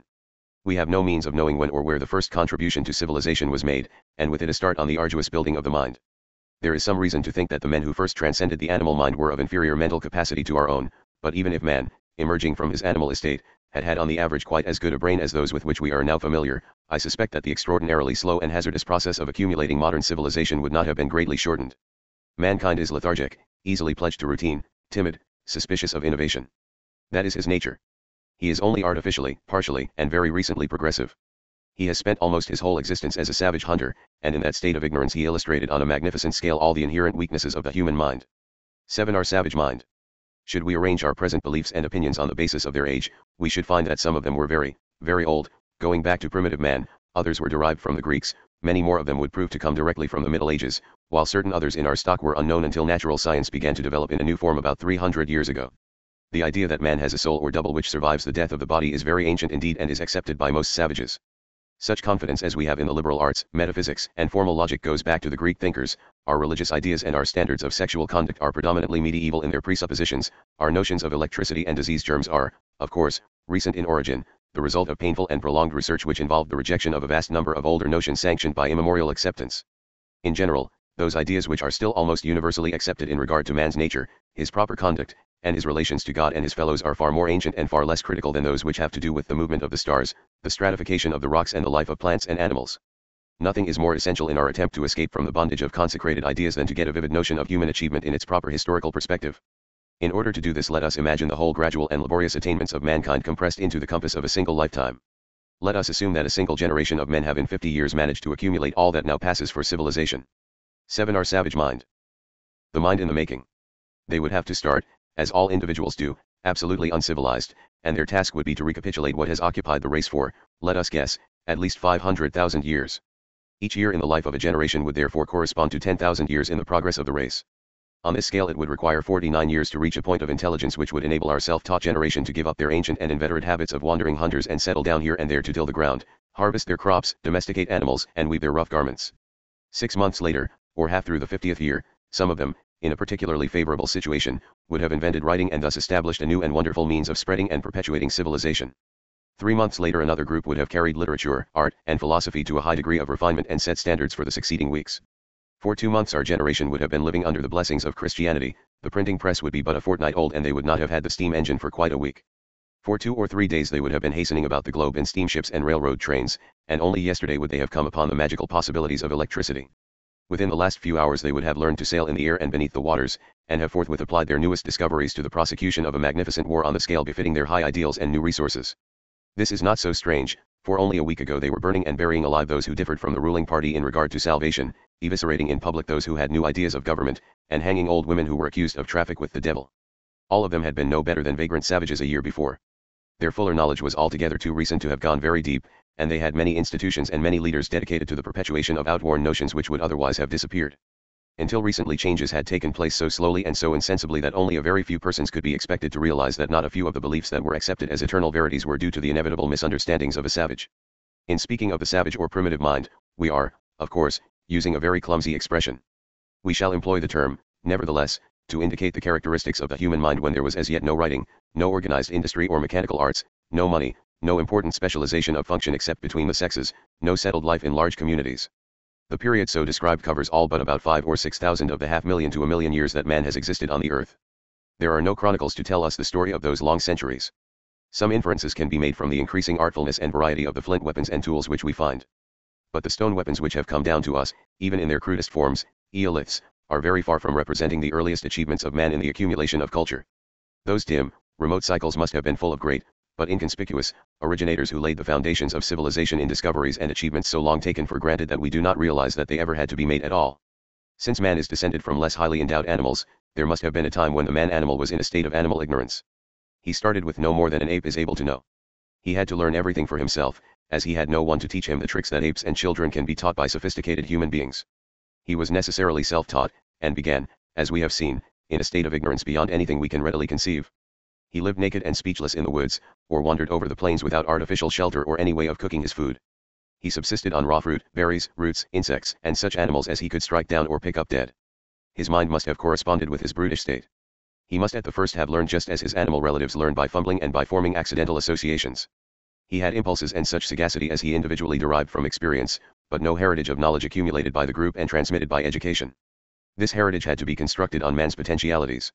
7. Our savage mind. The mind in the making. Of mankind in this extremely primitive condition we have no traces. There could indeed be no traces. All savages of the present day or of whom we have any record represent a relatively highly developed traditional culture, with elaborate languages, myths, and well-established artificial customs, which it probably took hundreds of thousands of years to accumulate. Man in a state of nature is only a presupposition, but a presupposition which is forced upon us by compelling evidence, conjectural and inferential though it is. On a geological time scale we are still close to savagery, and it is inevitable that the ideas and customs and sentiments of savagery should have become so ingrained that they may have actually affected man's nature by natural selection through the survival of those who most completely adjusted themselves to the uncritical culture which prevailed. But in any case it is certain, as many anthropologists have pointed out, that customs, savage ideas, and primitive sentiments have continued to form an important part of our own culture down even to the present day. We are met thus with the necessity of reckoning with this inveterate element in our present thought and customs. Much of the data that we have regarding primitive man has been accumulated in recent times, for the most part as a result of the study of simple peoples. These differ greatly in their habits and myths, but some salient common traits emerge which cast light on the spontaneous workings of the human mind when unaffected by the sophistications of a highly elaborate civilization. At the start man had to distinguish himself from the group to which he belonged and say, I am I. This is not an idea given by nature. 16 There are evidences that the earlier religious notions were not based on individuality, but rather on the virtue which objects had, that is, their potency to do things. Only later did the animistic belief in the personalities of men, animals, and the forces of nature appear. When man discovered his own individuality he spontaneously ascribed the same type of individuality and purpose to animals and plants, to the wind and the thunder. This exhibits one of the most noxious tendencies of the mind, namely, personification. It is one of the most virulent enemies of clear thinking. We speak of the spirit of the Reformation or the spirit of revolt or the spirit of disorder and anarchy. The papers tell us that, Berlin says, London says, Uncle Sam so decides, John Bull is disgruntled. Now, whether or no there are such things as spirits, Berlin and London have no souls, and Uncle Sam is as mythical as the great god Pan.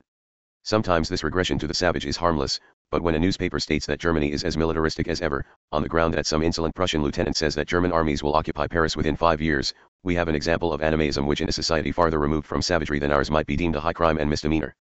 Chemists and physicians have given up talking of spirits, but in discussing social and economic questions we are still victimized by the primitive animistic tendencies of the mind. The dream has had a great influence in the building up of the mind. Our ideas, especially our religious beliefs, would have had quite another history had men been dreamless. For it was not merely his shadow and his reflection in the water that led man to imagine souls and doubles, but preeminently the visions of the night. As his body lay quiet in sleep he found himself wandering in distant places. Sometimes he was visited by the dead.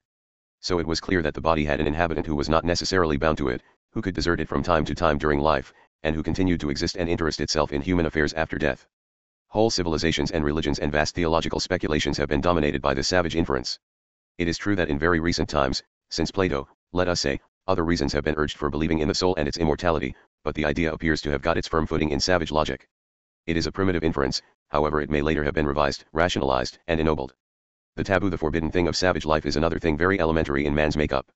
He had tendencies to fall into habits and establish inhibitions for reasons that he either did not discover or easily forgot. 7. Our savage mind. The mind in the making. These became fixed and sacred to him, and any departure from them filled him with dread. Sometimes the prohibition might have some reasonable justification, sometimes it might seem wholly absurd and even a great nuisance, but that made no difference in its binding force. For example, pork was taboo among the ancient Hebrews. No one can say why, but none of the modern justifications for abstaining from that particular kind of meat would have counted in early Jewish times. It is not improbable that it was the original veneration for the boar and not an abhorrence of him that led to the prohibition. The modern principle is too often only a new form of the ancient taboo, rather than an enlightened rule of conduct. The person who justifies himself by saying that he holds certain beliefs, or acts in a certain manner on principle, and yet refuses to examine the basis and expediency of his principle, introduces into his thinking and conduct an irrational, mystical element similar to that which characterized savage prohibitions. Principles unintelligently urged make a great deal of trouble in the free consideration of social readjustment, for they are frequently as recalcitrant and obscurantist as the primitive taboo, and are really scarcely more than an excuse for refusing to reconsider one's convictions and conduct. The psychological conditions lying back of both taboo and this sort of principle are essentially the same. We find in savage thought a sort of intensified and generalized taboo in the classification of things as clean and unclean and in the conceptions of the sacred. These are really expressions of profound and persistent traits in the uncritical mind and can only be overcome by carefully cultivated criticism. They are the result of our natural timidity and the constant dread lest we find ourselves treading on holy, i.e., dangerous, ground. 17 When they are entrenched in the mind we cannot expect to think freely and fairly, for they effectually stop argument. If a thing is held to be sacred it is the center of what may be called a defense complex, and a reasonable consideration of the merits of the case will not be tolerated. When an issue is declared to be a moral one, for example, the prohibition of strong drink, an emotional state is implied which makes reasonable compromise and adjustment impossible, for moral is a word on somewhat the same plane as sacred, and has much the same qualities and similar effects on thinking. In dealing with the relations of the sexes the terms pure and impure introduce mystic and irrational moods alien to clear analysis and reasonable readjustments. Those who have studied the characteristics of savage life are always struck by its deadly conservatism, its needless restraints on the freedom of the individual, and its hopeless routine. Man, like plants and animals in general, tends to go on from generation to generation, living as nearly as may be the life of his forebears. Changes have to be forced upon him by hard experience, and he is ever prone to find excuses for slipping back into older habits, for these are likely to be simpler, less critical, more spontaneous, more closely akin, in short, to his animal and primitive promptings. One who prides himself today on his conservatism, on the ground that man is naturally an anarchic and disorderly creature who is held in check by the far-seeing Tory, is almost exactly reversing the truth. Mankind is conservative by nature and readily generates restraints on himself and obstacles to change which have served to keep him in a state of savagery during almost his whole existence on the earth, and which still perpetuate all sorts of primitive barbarism in modern society. The conservative on principle is therefore a most unmistakably primitive person in his attitude. His only advance beyond the savage mood lies in the specious reasons he is able to advance for remaining of the same mind. What we vaguely call a radical is a very recent product due to altogether exceptional and unprecedented circumstances. Notes. 10. It is impossible to discuss here the results which a really honest study of child psychology promises. The relations of the child to his parents and elders in general and to the highly artificial system of censorship and restraints which they impose in their own interests on his natural impulses must surely have a permanent influence on the notions he continues to have as an adult in regard to his superiors and the institutions and mores under which he is called to live. Attempts in later life to gain intellectual freedom can only be successful if one comes to think of the childish origin of a great part of his real reasons. 7. Our savage mind. The mind in the making. 11. Clarence Day in Our Simian World discusses with delightful humor the effects of our underlying simian temperament on the conduct of life. 12. The word imitation is commonly used very loosely. The real question is, does an animal, or even man himself, tend to make movements or sounds made by their fellow creatures in their presence? It seems to be made out now that even monkeys are not imitative in that sense, and that man himself has no general inclination to do over what he sees being done. Pray, if you doubt this, note how many things you see others doing that you have no inclination to imitate. For an admirable summary see Thorndike, E.L., The Original Nature of Man, 1913, pages 108 ff. 13. If the earth were struck by one of Mr. Wells's comets, and if, in consequence, every human being now alive were to lose all the knowledge and habits which he had acquired from preceding generations, though retaining unchanged all his own powers of invention and memory and habituation, 9/10 of the inhabitants of London or New York would be dead in a month, and 99% of the remaining 10th would be dead in 6 months. They would have no language to express their thoughts, and no thoughts but vague reverie. They could not read notices, or drive motors or horses. They would wander about, led by the inarticulate cries of a few naturally dominant individuals, drowning themselves, as thirst came on, in hundreds at the riverside landing places, looting those shops where the smell of decaying food attracted them, and perhaps at the end stumbling on the expedient of cannibalism. Even in the country districts men could not invent, in time to preserve their lives, methods of growing food, or taming animals, or making fire, or so clothing themselves as to endure a northern winter. Graham Wallace, Our Social Heritage, p. 16. Only the very lowest of savages might possibly pull through if culture should disappear. 14. A Theory of History, Political Science Quarterly, December, 1920. He attributes history to the adventurers. 15. Count Korzybski in his Manhood of Humanity is so impressed by the uniqueness and undreamed possibilities of human civilization and man's time-binding capacity that he declares that it is a gross and misleading error to regard man as an animal at all. Yet he is forced sadly to confess that man continues all too often to operate on an animal or space-binding plan of life. His aim and outlook are, however, essentially the same as those of the present writer.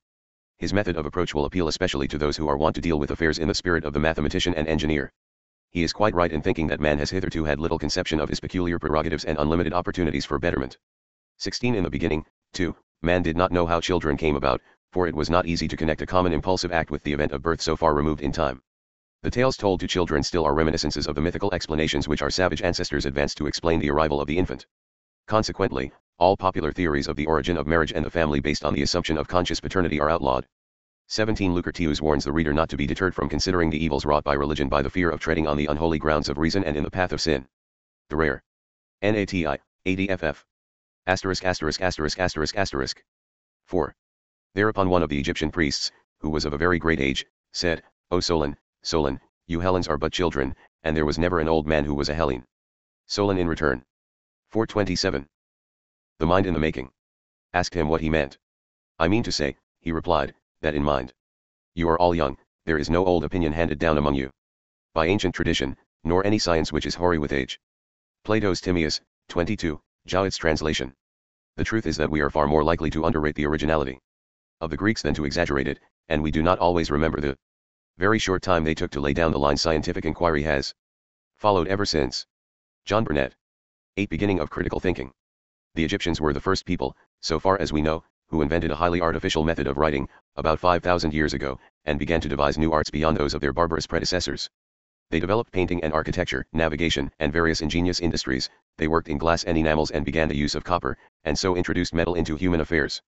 But in spite of their extraordinary advance in practical, matter-of-fact knowledge, they remain very primitive in their beliefs. The same may be said of the peoples of Mesopotamia and of the Western Asiatic nations in general, just as in our own day the practical arts have got a long start compared with the revision of beliefs in regard to man and the gods.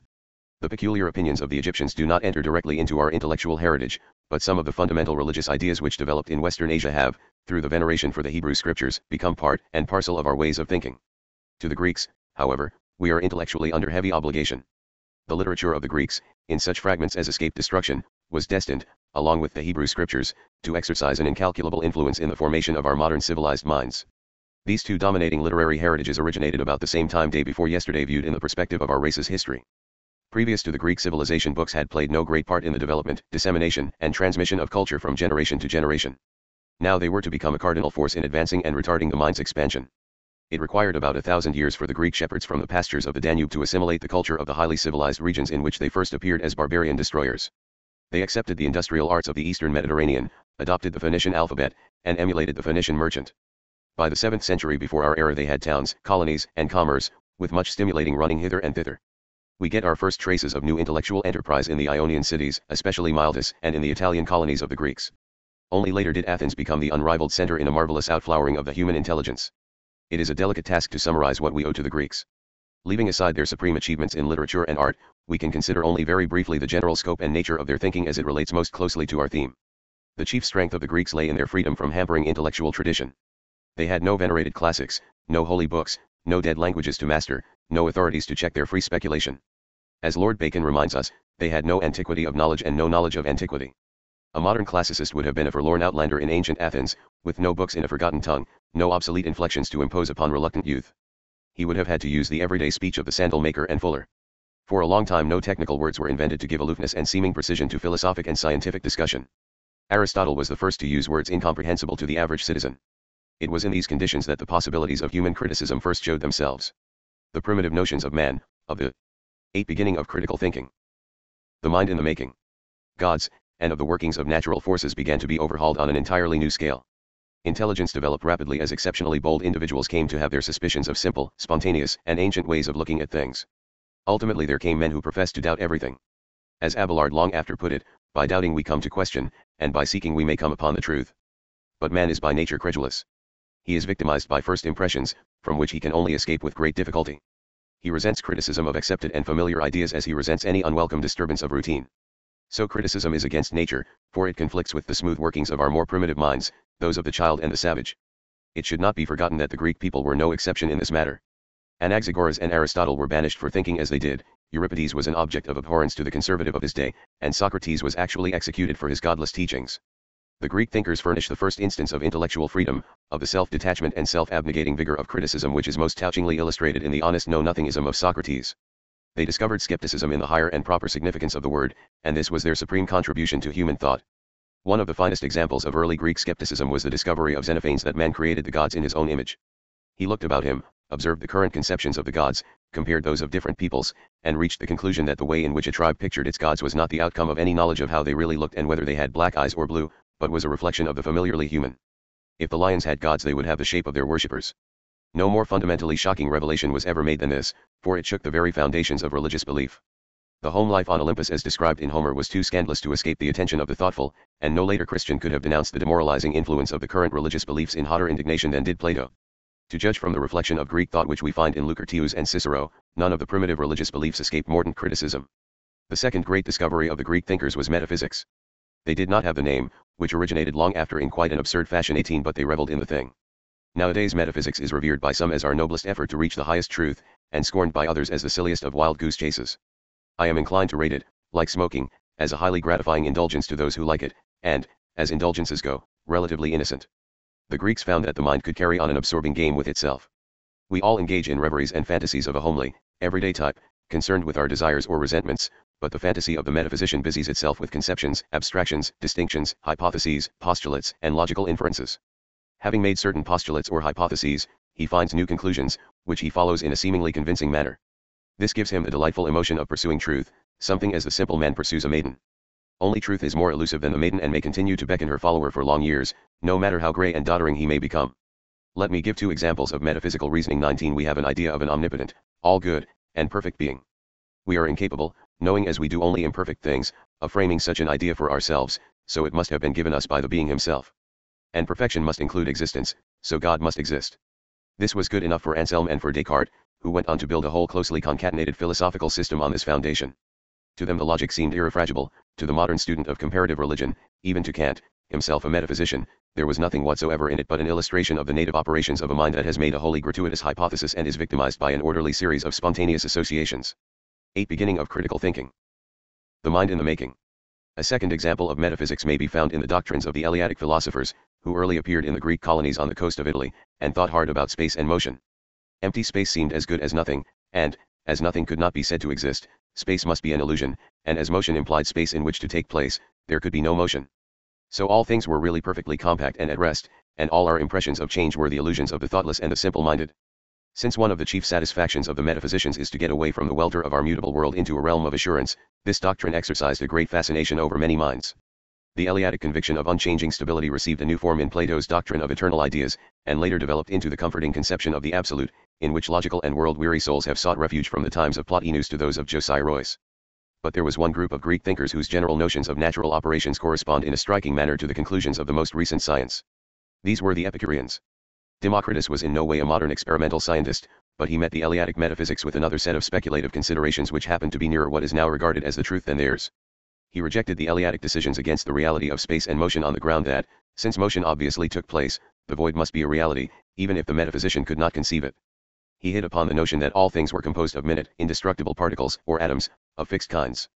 Given motion and sufficient time, these might by fortuitous concourse make all possible combinations.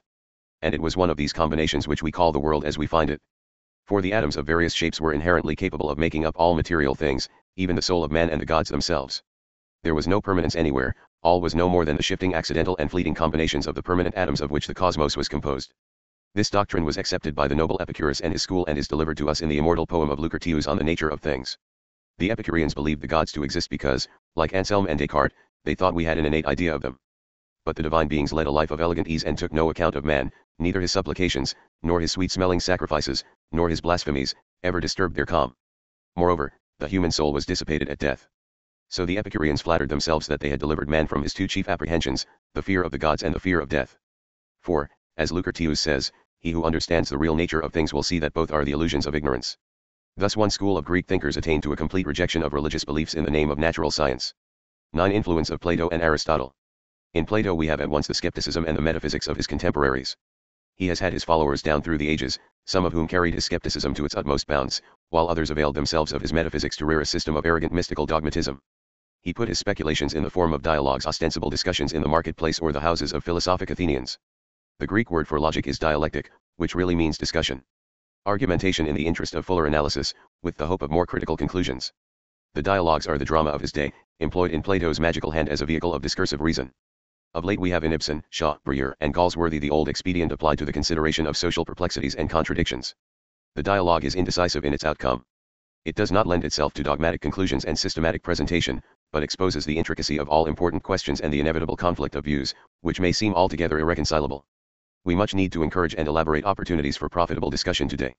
We should revert to the dialectic of the Athenian agora and make it a chosen instrument for clarifying, coordinating and directing our cooperative thinking. Plato's indecision and urbane fair-mindedness is called irony. Now irony is seriousness without solemnity. 9. Influence of Plato and Aristotle. The mind in the making. Assumes that man is a serio-comic animal, and that no treatment of his affairs can be appropriate which gives him a consistency and dignity which he does not possess. He is always a child and a savage. He is the victim of conflicting desires and hidden yearnings. He may talk like a sentimental idealist and act like a brute. The same person will devote anxious years to the invention of high explosives and then give his fortune to the promotion of peace. We devise the most exquisite machinery for blowing our neighbors to pieces and then display our highest skill and organization in trying to patch together such as offer hope of being mended. Our nature forbids us to make a definite choice between the machine gun and the Red Cross nurse. So we use the one to keep the other busy. Human thought and conduct can only be treated broadly and truly in a mood of tolerant irony. It belies the logical precision of the long-faced, humorless writer on politics and ethics, whose works rarely deal with man at all, but are a stupid form of metaphysics. Plato made terms with the welter of things, but sought relief in the conception of supernal models, eternal in the heavens, after which all things were imperfectly fashioned. He confessed that he could not bear to accept a world which was like a leaky pot or a man running at the nose. In short, he ascribed the highest form of existence to ideals and abstractions. This was a new and sophisticated republication of savage animism. It invited lesser minds than his to indulge in all sorts of noble vagueness and impertinent jargon which continue to curse our popular discussions of human affairs. He consecrated one of the chief foibles of the human mind and elevated it to a religion. Ever since his time men have discussed the import of names. Are there such things as love, friendship, and honor, or are there only lovely things, friendly emotions in this individual and that, deeds which we may, according to our standards, pronounce honorable or dishonorable? If you believe in beauty, truth, and love as such, you are a Platonist. If you believe that there are only individual instances and illustrations of various classified emotions and desires and acts, and that abstractions are only the inevitable categories of thought, you would in the Middle Ages have been called a nominalist.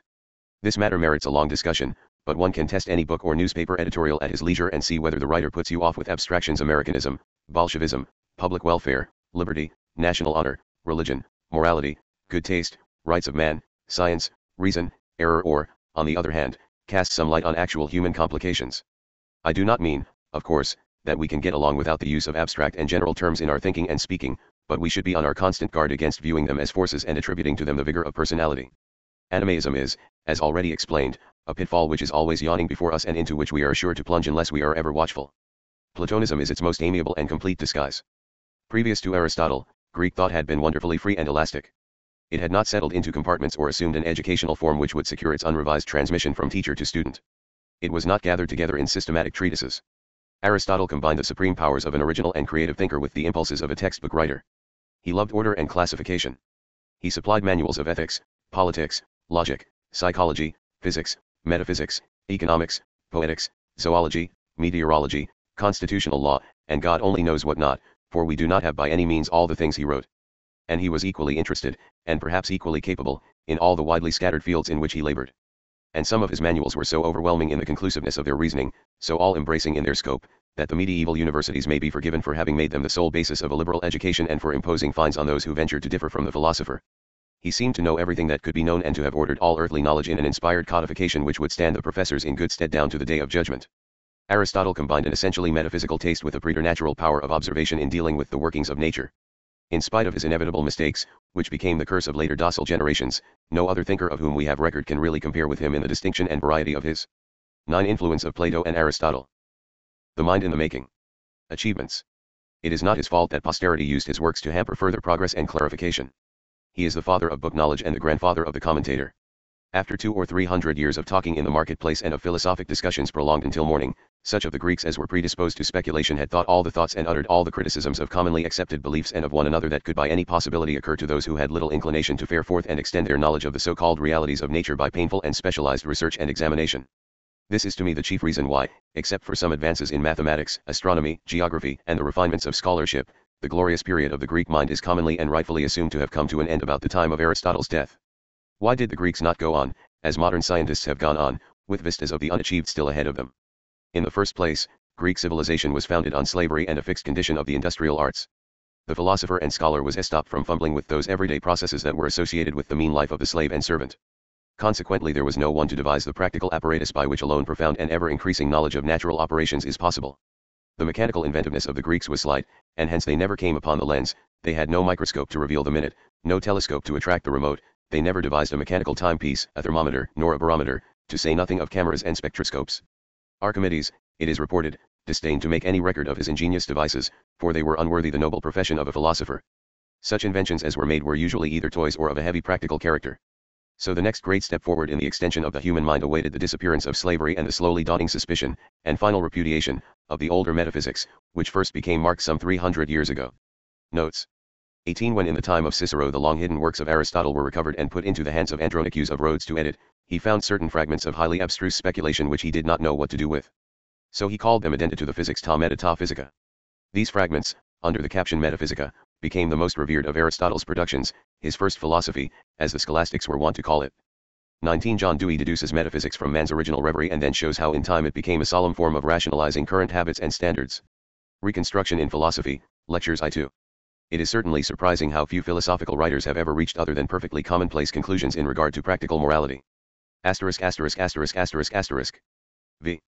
And God made the two great lights, the greater light to rule the day, and the lesser light to rule the night. He made the stars also.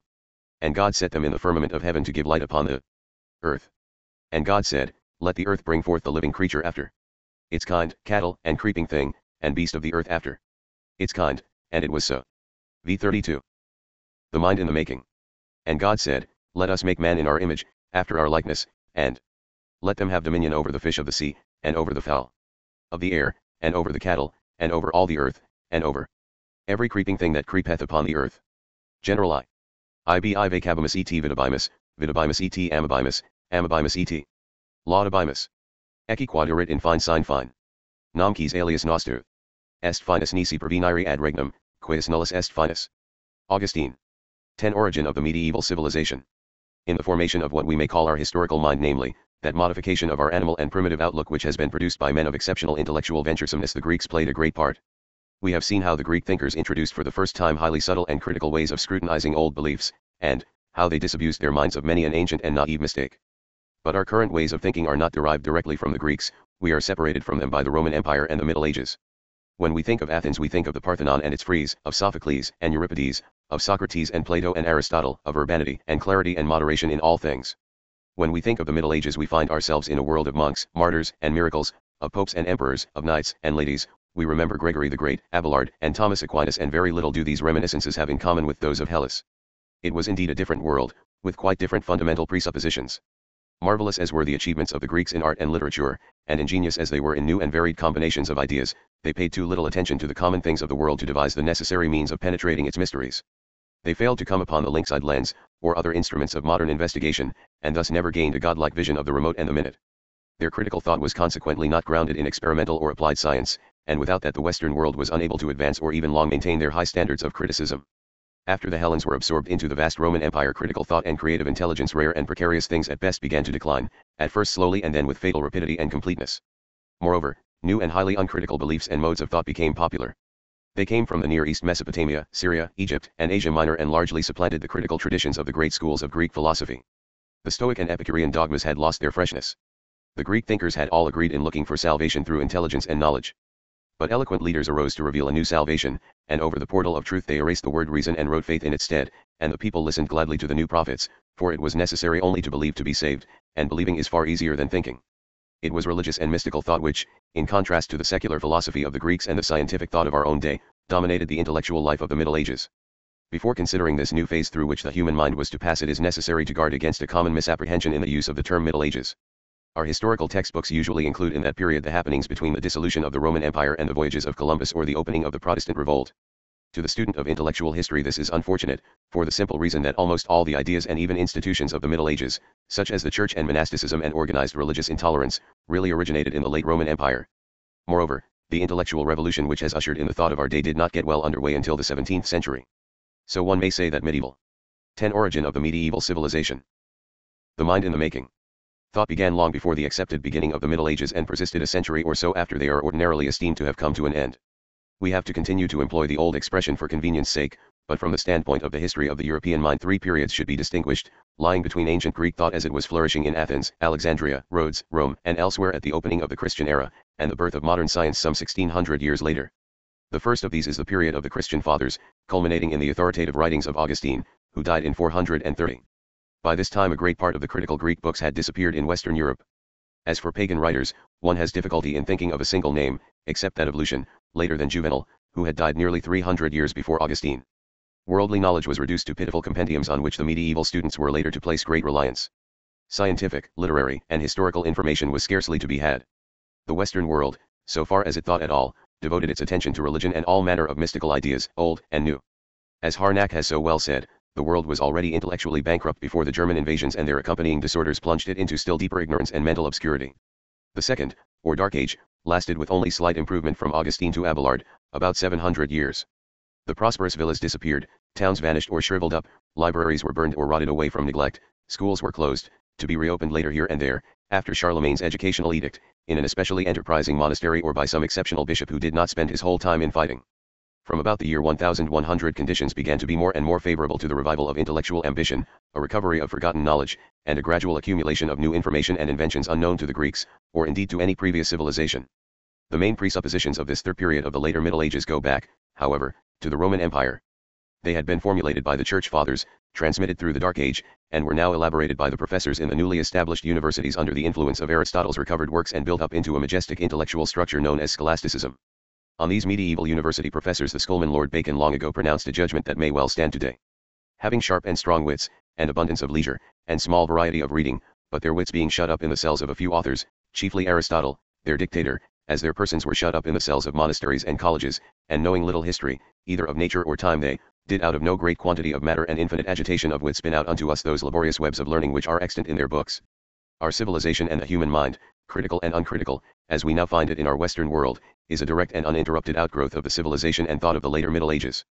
Very gradually only did peculiarly free and audacious individual thinkers escape from this or that medieval belief, until in our own day some few have come to reject practically all the presuppositions on which the scholastic system was reared. But the great mass of Christian believers, whether Catholic or Protestant, still professedly or implicitly adhere to the assumptions of the Middle Ages, at least in all matters in which religious or moral sanctions are concerned. It is true that outside the Catholic clergy the term medieval is often used in a sense of disparagement, but that should not blind us to the fact that medieval presumptions, whether for better or worse, are still common. A few of the most fundamental of these presuppositions especially germane to our theme may be pointed out here. 11. Our medieval intellectual inheritance. The Greeks and Romans had various theories of the origin of things, all vague and admittedly conjectural. But the Christians, relying upon the inspired account in the Bible, built their theories on information which they believed vouchsafed to them by God Himself. Their whole conception of human history was based upon a far more fundamental and thorough supernaturalism than we find among the Greeks and Romans. The pagan philosophers. 11. Our medieval intellectual inheritance. The mind in the making. Reckoned with the gods, to be sure, but they never assumed that man's earthly life should turn entirely on what was to happen after death. This was in theory the sole preoccupation of the medieval Christian. Life here below was but a brief, if decisive, preliminary to the real life to come. The medieval Christian was essentially more polytheistic than his pagan predecessors, for he pictured hierarchies of good and evil spirits who were ever aiding him to reach heaven or seducing him into the paths of sin and error. Miracles were of common occurrence and might be attributed either to God or the devil. The direct intervention of both good and evil spirits played a conspicuous part in the explanation of daily acts and motives. 20. As a distinguished church historian has said, the God of the Middle Ages was a God of arbitrariness, the more arbitrary the more godlike. By frequent interferences with the regular course of events he made his existence clear, reassured his children of his continued solicitude, and frustrated the plots of the evil one. Not until the 18th century did any considerable number of thinkers revolt against this conception of the deity and come to worship a God of orderliness who abode by his own laws. The medieval thinkers all accepted without question what Santayana has strikingly described as the Christian epic. This included the general historical conceptions of how man came about, and how, in view of his origin and his past, he should conduct his life. The universe had come into being in less than a week, and man had originally been created in a state of perfection along with all other things, sun, moon, and stars, plants and animals. After a time the first human pair had yielded to temptation, transgressed God's commands, and been driven from the lovely garden in which he had placed them. So sin came into the world, and the offspring of the guilty pair were thereby contaminated and defiled from the womb. In time the wickedness became such on the newly created earth that God resolved to blot out mankind, excepting only Noah's family, which was spared to repeople the earth after the flood, but the unity of language that man had formerly possessed was lost.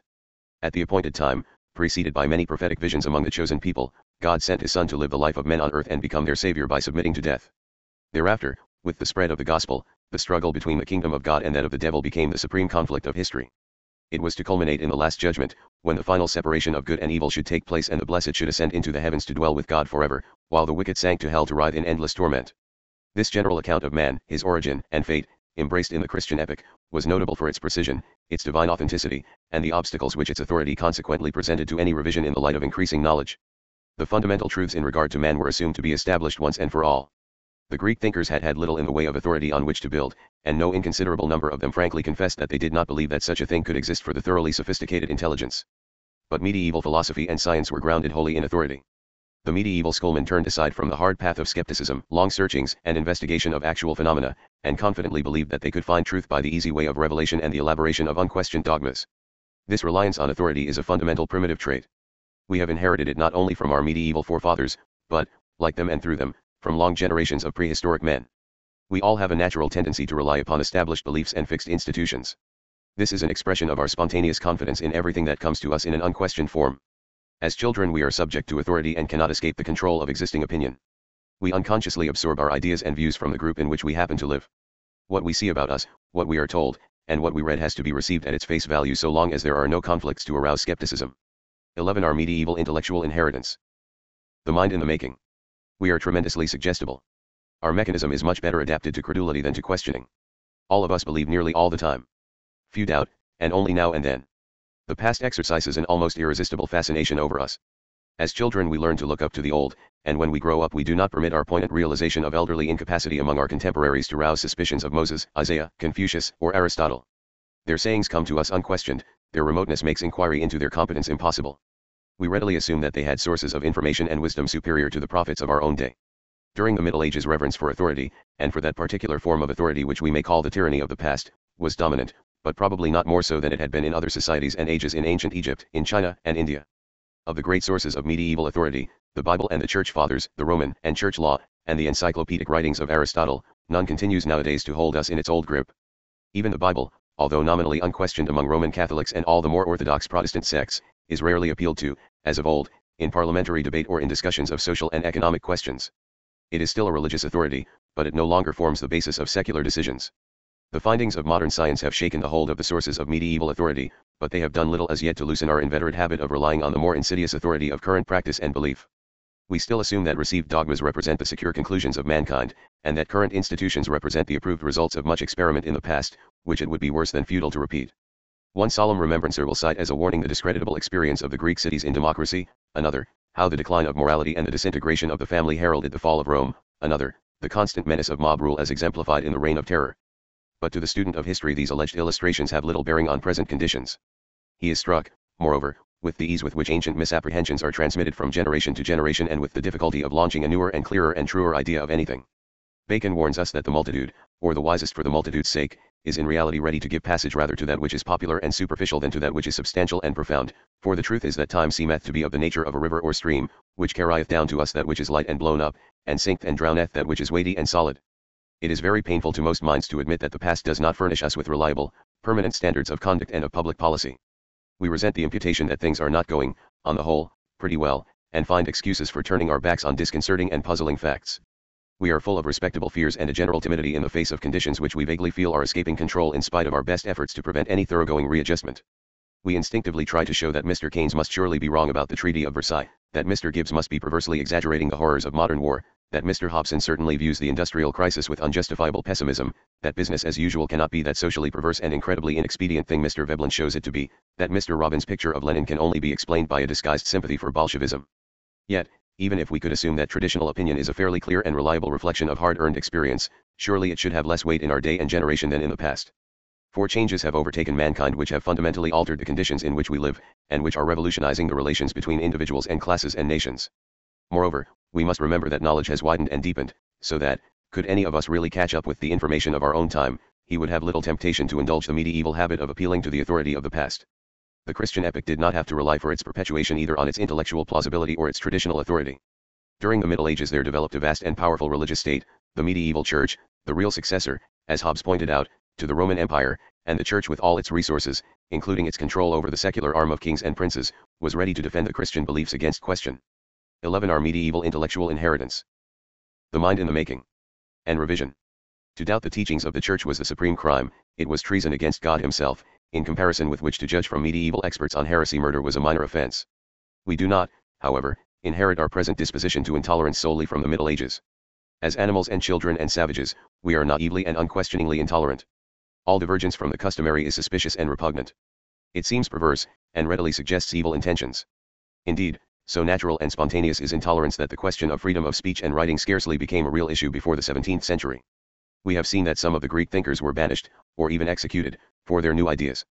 The Roman officials, as well as the populace, pestered the early Christians, not so much for the substance of their views as because they were puritanical, refused the routine reverence to the gods, and prophesied the downfall of the state.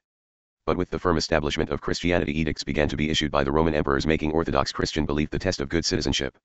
One who disagreed with the emperor and his religious advisors in regard to the relation of the three members of the Trinity was subject to prosecution.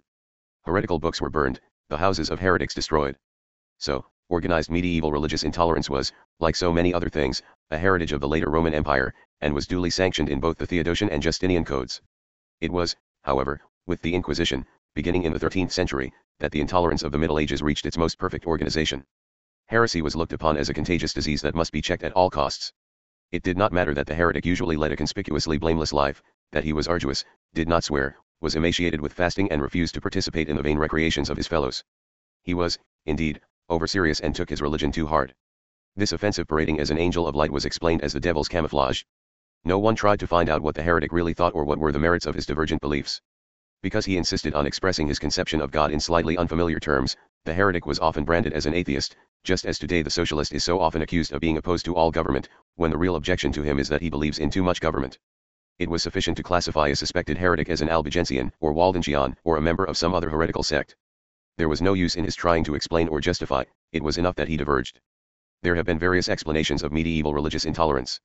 Lecky, for example, thought that it was due to the theory of exclusive salvation, that, since there was only one way of getting to heaven, all should obviously be compelled to adopt it, for the saving of their souls from eternal torment. But one finds little solicitude for the damned in medieval writings. The public at large thought hell none too bad for one who revolted against God and Holy Church. No, the heretics were persecuted because heresy was, according to the notions of the time, a monstrous and unutterably wicked thing, and because their beliefs threatened the vested interests of that day. We now realize more clearly than did Lecky that the Church was really a state in the Middle Ages, with its own laws and courts and prisons and regular taxation to which all were subject. It had all the interests and all the touchiness of a state, and more. The heretic was a traitor and a rebel. He thought that he could get along without the Pope and bishops, and that he could well spare the ministrations of the Orthodox priests and escape their exactions. He was the anarchist, the red of his time, who was undermining established authority, and, with the approval of all right-minded citizens, he was treated accordingly. For the medieval citizen no more conceived of a state in which the Church was not the dominating authority than we can conceive of a society in which the present political state may have been superseded by some other form of organization. Yet the inconceivable has come to pass. Secular authority has superseded in nearly all matters the old ecclesiastical regime. What was the supreme issue of the Middle Ages? The distinction between the religious heretic and the orthodox is the least of public questions now. 11. Our medieval intellectual inheritance. The mind in the making. What, then, we may ask, has been the outcome of the old religious persecutions, of the trials, tortures, imprisonings, burnings, and massacres, culminating with the revocation of the Edict of Nantes? What did the Inquisition and the censorship, both so long unquestioned, accomplish? Did they succeed in defending the truth or safeguarding society? At any rate, conformity was not established. Nor did the Holy Roman Church maintain its monopoly, although it has survived, purified, and freed from many an ancient abuse. In most countries of Western Europe and in our own land one may now believe as he wishes, teach such religious views as appeal to him, and join with others who share his sympathies. Atheism is still a shocking charge in many airs, but the atheist is no longer an outlaw. It has been demonstrated, in short, that religious dogma can be neglected in matters of public concern and reduced to a question of private taste and preference. This is an incredible revolution. But we have many reasons for suspecting that in a much shorter time than that which has elapsed since the Inquisition was founded, the present attempt to eliminate by force those who contemplate a fundamental reordering of social and economic relations will seem quite as inexpedient and hopeless as the Inquisition's effort to defend the monopoly of the medieval church. We can learn much from the past in regard to wrong ways of dealing with new ideas. As yet we have only old-fashioned and highly expensive modes of meeting the inevitable changes which are bound to take place. Repression has now and then enjoyed some temporary success, it is true, but in the main it has failed lamentably and produced only suffering and confusion. Much will depend on whether our purpose is to keep things as they are or to bring about readjustments designed to correct abuses and injustice in the present order.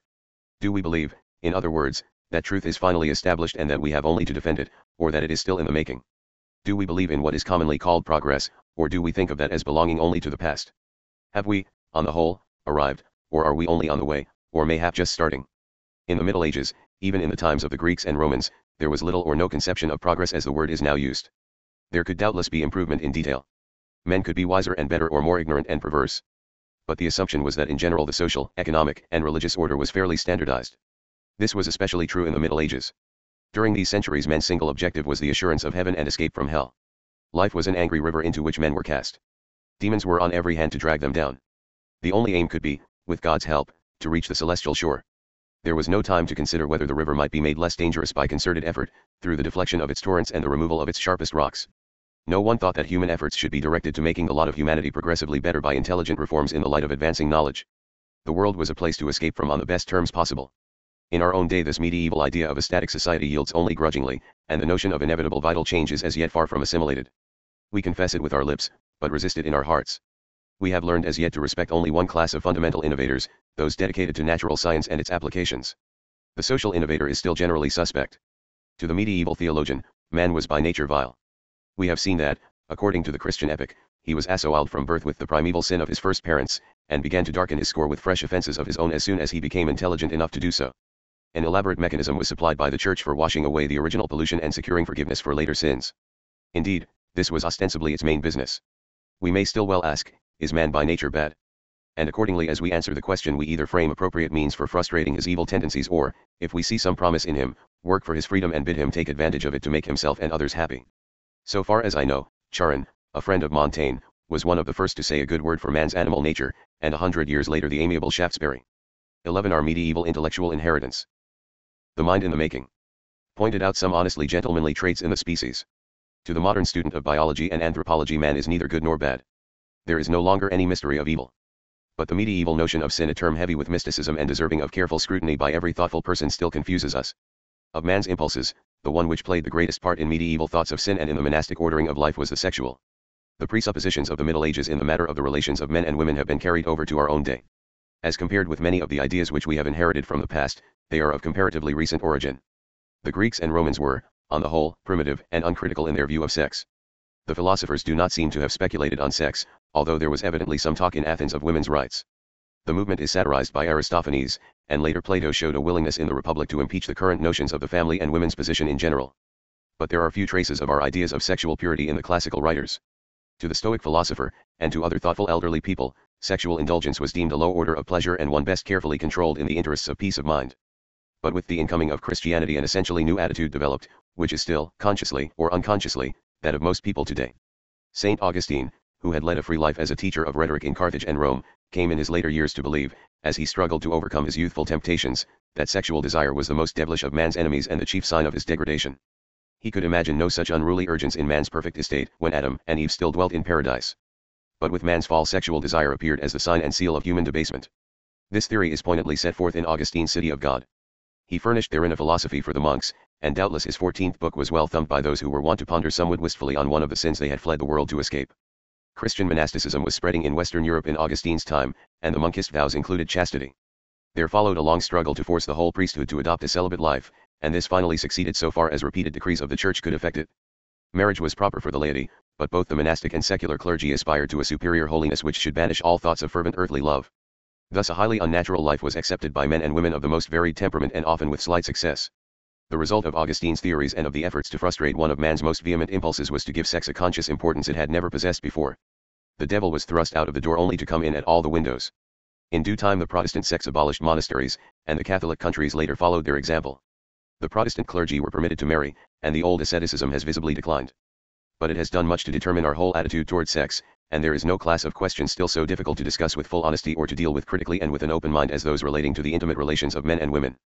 No one familiar with medieval literature will, however, be inclined to accuse its authors of prudishness. Nevertheless, modern prudishness, as it prevails especially in England and the United States, our squeamish and shamefaced reluctance to recognize and deal frankly with the facts and problems of sex is clearly an outgrowth of the medieval attitude which looked on sexual impulse as of evil origin and a sign of man's degradation. Modern psychologists have shown that prudishness is not always an indication of exceptional purity, but rather the reverse. It is often a disguise thrown over repressed sexual interest and sexual preoccupations. It appears to be decreasing among the better educated of the younger generation. The study of biology, and especially of embryology, is an easy and simple way of disintegrating the impurity complex. Purity in the sense of ignorance and suppressed curiosity is a highly dangerous state of mind. And such purity in alliance with prudery and defensive hypocrisy makes any honest discussion or essential readjustment of our institutions and habits. 11. Our medieval intellectual inheritance. The mind in the making. Extremely difficult. One of the greatest contrasts between medieval thinking and the more critical thought of today lies in the general conception of man's relation to the cosmos. To the medieval philosopher, as to the stupidest serf of the time, the world was made for man. All the heavenly bodies revolved about man's abode as their center. All creatures were made to assist or to try man. God and the devil were preoccupied with his fate, for had not God made him in his own image for his glory, and was not the devil intent on populating his own infernal kingdom? It was easy for those who had a poetic turn of mind to think of nature's workings as symbols for man's edification. The habits of the lion or the eagle yielded moral lessons or illustrated the divine scheme of salvation. Even the written word was to be valued, not for what it seemed to say, but for hidden allegories depicting man's struggles against evil and cheering him on his way. This is a perennially appealing conception of things. It corresponds to primitive and inveterate tendencies in humanity and gratifies, under the guise of humility, our hungering for self-importance. The medieval thinker, however freely he might exercise his powers of logical analysis in rationalizing the Christian epic, never permitted himself to question its general anthropocentric and mystical view of the world. The philosophic mystic assumes the role of a docile child. He feels that all vital truth transcends his powers of discovery. He looks to the infinite and eternal mind to reveal it to him through the prophets of old, or in moments of ecstatic communion with the divine intelligence. To the mystic, all that concerns our deeper needs transcends logic and defies analysis. In his estimate, the human reason is a feeble rushlight which can at best cast a flickering and uncertain ray on the grosser concerns of life, but which only serves to intensify the darkness which surrounds the hidden truth of God. In order that modern science might develop, it is clear that a wholly new and opposed set of fundamental convictions had to be substituted for those of the Middle Ages. Man had to cultivate another kind of self-importance and a new and more profound humility. He had come to believe in his capacity to discover important truth through thoughtful examination of things about him, and he had to recognize, on the other hand, that the world did not seem to be made for him, but that humanity was apparently a curious incident in the universe, and its career a recent episode in cosmic history. He had to acquire a taste for the simplest possible and most thoroughgoing explanation of things. His whole mood had to change and impel him to reduce everything so far as possible to the commonplace. This new view was inevitably fiercely attacked by the mystically disposed. They misunderstood it and berated its adherents and accused them of robbing man of all that was most precious in life. These, in turn, were goaded into bitterness and denounced their opponents as pig-headed obscurantists. But we must, after all, come to terms in some way with the emotions underlying mysticism. They are very dear to us, and scientific knowledge will never form an adequate substitute for them. No one need fear that the supply of mystery will ever give out, but a great deal depends on our taste in mystery, that certainly needs refining. What disturbs the so-called rationalist in the mystic's attitude is his propensity to see mysteries where there are none and to fail to see those that we cannot possibly escape. In declaring that one is not a mystic, one makes no claim to be able to explain everything, nor does he maintain that all things are explicable in scientific terms. Indeed, no thoughtful person will be likely to boast that he can fully explain anything. We have only to scrape the surface of our experiences to find fundamental mystery. And how, indeed, as descendants of an extinct race of primates, with a mind still in the early stages of accumulation, should we be in the way of reaching ultimate truth at any point? One may properly urge, however, that as sharp a distinction as possible be made between fictitious mysteries and the unavoidable ones which surround us on every side. How milk turned sour used to be a real mystery, now partially solved since the discovery of bacteria. How the witch flew up the chimney was a gratuitous mystery with which we need no longer trouble ourselves. A live wire would once have suggested magic, now it is at least partially explained by the doctrine of electrons. 11. Our medieval intellectual inheritance. The mind in the making. It is the avowed purpose of scientific thought to reduce the number of mysteries, and its success has been marvelous, but it has by no means done its perfect work as yet. We have carried over far too much of medieval mysticism in our views of man and his duty toward himself and others. We must now recall the method adopted by students of the natural sciences in breaking away from the standards and limitations of the medieval philosophers and establishing new standards of their own. They thus prepared the way for a revolution in human affairs in the midst of which we now find ourselves. As yet their type of thinking has not been applied on any considerable scale to the solution of social problems. By learning to understand and appreciate the scientific frame of mind as a historical victory won against extraordinary odds, we may be encouraged to cultivate and popularize a similar attitude toward the study of man himself. Notes. 20. Saint Ethelred, returning from a pious visit to Cydias in the days of Henry II, encountered a great storm when he reached the Channel. He asked himself what he had done to be thus delayed, and suddenly thought that he had failed to fulfill a promise to write a poem on Saint Cuthbert. When he had completed this, wonderful to say, the sea ceased to rage and became tranquil. Sir T. Society Publications, I. p. 177. **********. 6. Narrabo igiter primo opera artis et naturi Miranda. Ut videator. Quod omnes magica potestas sit inferior his operibus et indigna. Roger Bacon.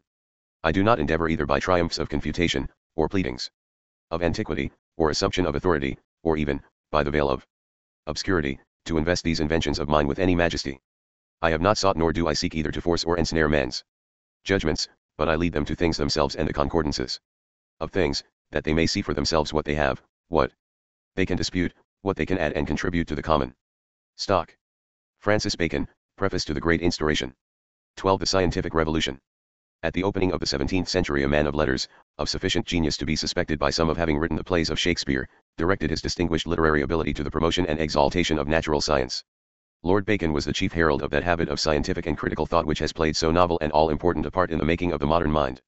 When but 22 years old he was already sketching out a work which he planned to call Temporis Partus Maximus, the greatest thing ever. He felt that he had discovered why the human mind, enmeshed in medieval metaphysics and indifferent to natural phenomena, had hitherto been a stunted and ineffective thing, and how it might be so nurtured and guided as to gain undreamed of strength and vigor. And never has there been a man better equipped with literary gifts to preach a new gospel than Francis Bacon. He spent years in devising eloquent and ingenious ways of delivering learning from the discredits and disgraces of the past, and in exhorting men to explore the realms of nature for his delight and profit. He never wearied of trumpeting forth the glories of the new knowledge which would come with the study of common things and it. 641. The mind in the making. Profitable uses to which it might be put in relieving man's estate. He impeached the medieval schoolmen for spinning out endless cobwebs of learning, remarkable for their fineness, but of no substance or spirit. He urged the learned to come out of their cells, study the creations of God, and build upon what they discovered a new and true philosophy. Even in his own day students of natural phenomena had begun to carry out Bacon's general program with striking effects. While he was urging men to cease tumbling up and down in their own reason and conceits and to spell out, and so by degrees to learn to read, the volume of God's works, Galileo had already begun the reading and had found out that the Aristotelian physics ran counter to the facts, that a body once in motion will continue to move forever in a straight line unless it be stopped or deflected. Studying the sky through his newly invented telescope, he beheld the sunspots and noted the sun's revolution on its axis, the phases of Venus, and the satellites of Jupiter. These discoveries seemed to confirm the ideas advanced long before by Copernicus: the Earth was not the center of the universe and the heavens were not perfect and unchanging. He dared to discuss these matters in the language of the people and was, as everyone knows, condemned by the Inquisition. This preoccupation with natural phenomena and this refusal to accept the old, established theories until they had been verified by an investigation of common fact was a very novel thing. It introduced a fresh and momentous element into our intellectual heritage. We have recalled the mysticism, supernaturalism, and intolerance of the Middle Ages, their reliance on old books, and their indifference to everyday fact except as a sort of allegory for the edification of the Christian pilgrim.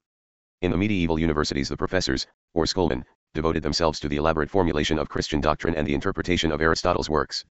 It was a period of revived Greek metaphysics, adapted to prevailing religious presuppositions.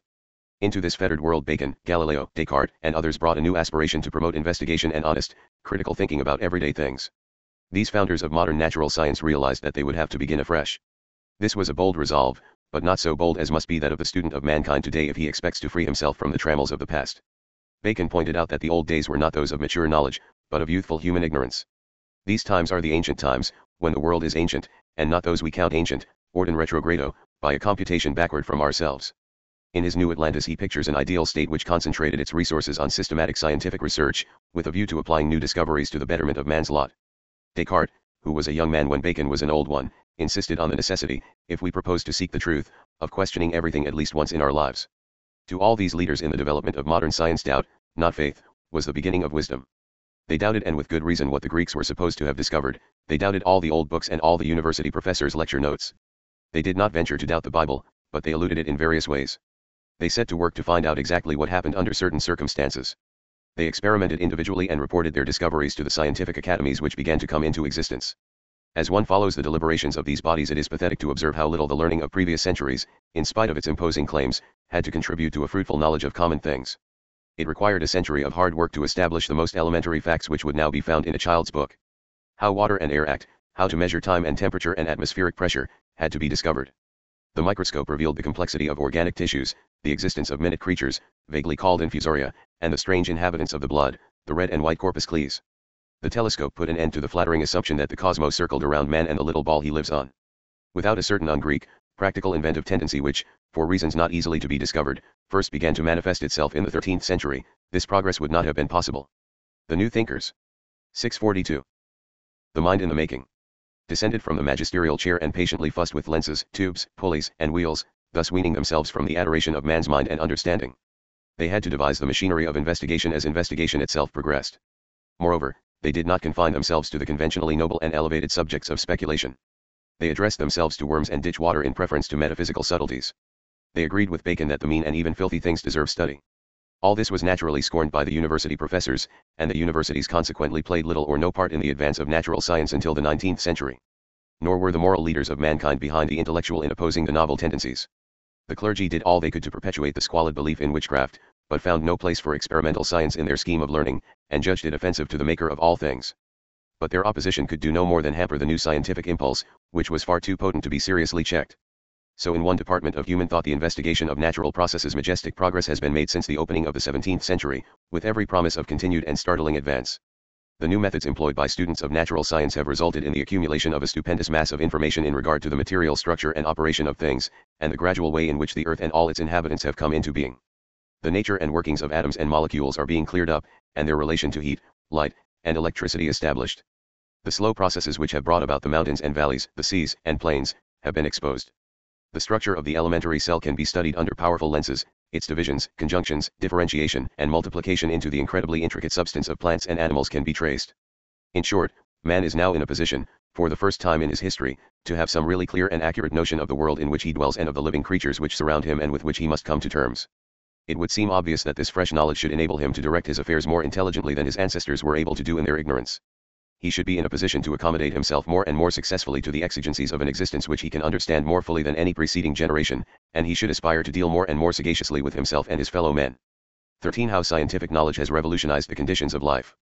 But while our information in regard to man and the world is incalculably greater than that available 100, even 50 years ago, we must frankly admit that the knowledge is still so novel, so imperfectly assimilated, so inadequately coordinated, and so feebly and ineffectively presented to the great mass of men, that its direct effects upon human impulses and reasoning and outlook are as yet inconsiderable and disappointing. We might think in terms of molecules and atoms, but we rarely do. Few have any more knowledge of their own bodily operations than had their grandparents. The farmer's confidence in the phases of the moon gives way but slowly before recent discoveries in regard to the bacteria of the soil. Few who use the telephone, ride on electric cars, and carry a camera have even the mildest curiosity in regard to how these things work. It is only indirectly, through invention, that scientific knowledge touches our lives on every hand, modifying our environment, altering our daily habits, dislocating the anciently established order, and imposing the burden of constant adaptation on even the most ignorant and lethargic. Unlike a great part of man's earlier thought, modern scientific knowledge and theory have not remained matter merely for academic discourse and learned books, but have provoked the invention of innumerable practical devices which surround us on every hand, and from which we can now scarce escape by land or sea. Thus, while scientific knowledge has not greatly affected the thoughts of most of us, its influence in the promotion of modern 13. How scientific knowledge has revolutionized the conditions of life. The mind in the making. Invention has served to place us in a new setting or environment, the novel features of which it would be no small task to explain to one's great-great-grandfather, should he unexpectedly apply for up-to-date information. So even if modern scientific knowledge is as yet so imperfect and ill understood as to make it impossible for us to apply much of it directly and personally in our daily conduct, we nevertheless cannot neglect the urgent effects of scientific inventions, for they are constantly posing new problems of adjustment to us, and sometimes disposing of old ones. Let us recall a few striking examples of the astonishing way in which what seemed in the beginning to be rather trivial inventions and devices have, with the improvements of modern science, profoundly altered the conditions of life. Some centuries before the time of Bacon and Galileo, 4 discoveries were made which, supplemented and elaborated by later insight and ingenuity, may be said to underlie our modern civilization. A writer of the time of Henry II of England reports that sailors when caught in fog or darkness were wont to touch a needle to a bit of magnetic iron. The needle would then, it had been found, whirl around in a circle and come to rest pointing north. On this tiny index the vast extension of modern commerce and imperialism rests. That lentil-shaped bits of glass would magnify objects was known before the end of the 13th century, and from that little fact have come microscopes, telescopes, spectroscopes, and cameras, and from these in turn has come a great part of our present knowledge of natural processes in men, animals, and plants, and our comprehension of the cosmos at large. Gunpowder began to be used a few decades after the lens was discovered. It and its terrible descendants have changed the whole problem of human warfare and of the public defense. The printing press, originally a homely scheme for saving the labor of the copyist, has not only made modern democracy and nationality possible, but has helped by the extension of education to undermine the ancient foundations upon which human industry has rested from the beginnings of civilization. In the middle of the 18th century the steam engine began to supplant the muscular power of men and animals, which had theretofore been only feebly supplemented by windmills and water wheels. And now we use steam and gas engines and water power to generate potent electric currents which do their work far from the source of supply. Mechanical ingenuity has utilized all this undreamed of energy in innumerable novel ways for producing old and new commodities in tremendous quantities and distributing them with incredible rapidity throughout the earth. Vast factories have sprung up, with their laborious multitudes engaged on minute contributions to the finished article. Overgrown cities sprawl over the neighboring green fields and pastures, long freight trains of steel cars thunder across continents, monstrous masses of wealth pile up, are reinvested, and applied to making the whole system more and more inconceivably intricate and interdependent, and incidentally there is hurry and worry and discontent and hazard beyond belief for a creature who has to grasp it all and control it all with a mind reared on that of an animal, a child, and a savage. As if these changes were not astounding enough, now has come the chemist who devotes himself to making not new commodities, or old ones in new ways, but new substances. He juggles with the atoms of carbon, hydrogen, oxygen, nitrogen, chlorine, and the rest, and far outruns the workings of nature. Up to date he has been able to produce artfully over 200,000 compounds, for some of which mankind formerly depended on the alchemy of animals and plants. He can make foodstuffs out of sewage, he can entrap the nitrogen in the air and use it to raise wheat to feed, or high explosives to slaughter his fellows. He no longer relies on plants and animals for dyes and perfumes. In short, a chemical discovery may at any moment devastate an immemorial industry and leave both capital and labor in the lurch. The day may not be far distant when, should the chemist learn to control 13. How scientific knowledge has revolutionized the conditions of life. The mind in the making. The incredible interatomic energy, the steam engine will seem as complete an anachronism as the treadmill. The uttermost parts of the earth have been visited by Europeans, and commerce has brought all races of the globe into close touch. We have now to reckon with every nation under heaven, as was shown in the World War. At the same time steam and electrical communication have been so perfected that space has been practically annihilated as regards speech, and in matters of transportation reduced to perhaps a fifth. So all the peoples of the earth form economically a loose and, as yet, scarcely acknowledged federation of man, in which the fate of any member may affect the affairs of all the others, no matter how remote they may be geographically. All these unprecedented conditions have conspired to give business for business' sake a fascination and overwhelming importance it has never had before. We no longer make things for the sake of making them, but for money. The chair is not made to sit on, but for profit. The soap is no longer prepared for purposes of cleanliness, but to be sold for profit. Practically nothing catches our eye in the way of writing that was written for its own sake and not for money. Our magazines and newspapers are our modern commercial travelers proclaiming the gospel of business competition. Formerly the laboring classes worked because they were slaves, or because they were defenseless and could not escape from thraldom, or, mayhap, because they were natural artisans, but now they are coming into a position where they can combine and bargain and enter into business competition with their employers. Like their employers, they are learning to give as little as possible for as much as possible. This is good business, and the employer should realize that at last he has succeeded in teaching his employees to be strictly businesslike. When houses were built to live in, and wheat and cattle grown to eat, these essential industries took care of themselves. But now that profit is the motive for building houses and raising grain, if the promised returns are greater from manufacturing automobiles or embroidered lingerie, one is tempted to ask if there are any longer compelling reasons for building houses or raising food. Along with the new inventions and discoveries and our inordinately pervasive commerce have come two other novel elements in our environment, what we vaguely call democracy and nationality. These also are to be traced to applied science and mechanical contrivances. The printing press has made popular education possible, and it is our aspiration to have every boy and girl learn to read and write, an ideal that the Western world has gone far to realize in the last 100 years. General education, introduced first among men and then extended to women, has made plausible the contention that all adults should have a vote, and thereby exercise some ostensible influence in the choice of public officials and in the direction of the policy of the government. Until recently the mass of the people have not been invited to turn their attention to public affairs, which have been left in the control of the richer classes and their representatives and agents, the statesmen or politicians. Doubtless our crowded cities have contributed to a growing sense of the importance of the common man, for all must now share the streetcar, the public park, the water supply, and contagious diseases. But there is a still more fundamental discovery underlying our democratic tendencies. This is the easily demonstrated scientific truth that nearly all men and women, whatever their social and economic status, may have much greater possibilities of activity and thought and emotion than they exhibit in the particular conditions in which they happen to be placed, that in all ranks may be found evidence of unrealized capacity, that we are living on a far lower scale of intelligent conduct and rational enjoyment than is necessary. Our present notions of nationality are of very recent origin, going back scarcely 100 years. Formerly nations were made up of the subjects of this or that gracious majesty and were regarded by their God-given rulers as beasts of burden or slaves or, in more amiable moods, as children. The same forces that have given rise to modern democracy have made it possible for vast groups of people, such as make up France or the United States, to be held together more intimately than ever before by the news which reaches them daily of the enterprises of their government and the deeds of their conspicuous fellow countrymen. 13. How scientific knowledge has revolutionized the conditions of life. The mind in the making. In this way the inhabitants of an extensive territory embracing hundreds of thousands of square miles are brought as close together as the people of Athens in former days. Man is surely a gregarious animal who dislikes solitude. He is, moreover, given to the most exaggerated estimate of his tribe, and on these ancient foundations modern nationality has been built up by means of the printing press, the telegraph, and cheap postage. So it has fallen out that just when the world was becoming effectively cosmopolitan in its economic interdependence, its scientific research, and its exchange of books and art, the ancient tribal insolence has been developed on a stupendous scale. The manner in which man has revolutionized his environment, habits of conduct, and purposes of life by inventions is perhaps the most astonishing thing in human history. It is an obscure and hitherto rather neglected subject. But it is clear enough, from the little that has been said here, that since the Middle Ages, and especially in the past 100 years, science has so hastened the process of change that it becomes increasingly difficult for man's common run of thinking to keep pace with the radical alterations in his actual practices and conditions of living. **********. 7. Peace sitting under her olive, and slurring the days gone by. When the poor are hovelled and hustled together, each sex, like swine. When only the ledger lives, and when only not all men lie, peace in her vineyard yes. But a company forges the wine. Tennyson. Could great men thunder as Jove himself does, Jove would ne'er be quiet. For every pelting, petty officer would use his heaven for thunder, nothing but thunder. Man, proud man, drayest in a little brief authority, most ignorant of what he's most assured, his glassy essence, like an angry ape, plays such fantastic tricks before high heaven as make the angels weep, who, with our spleens, would all themselves laugh mortal. Shakespeare. 746.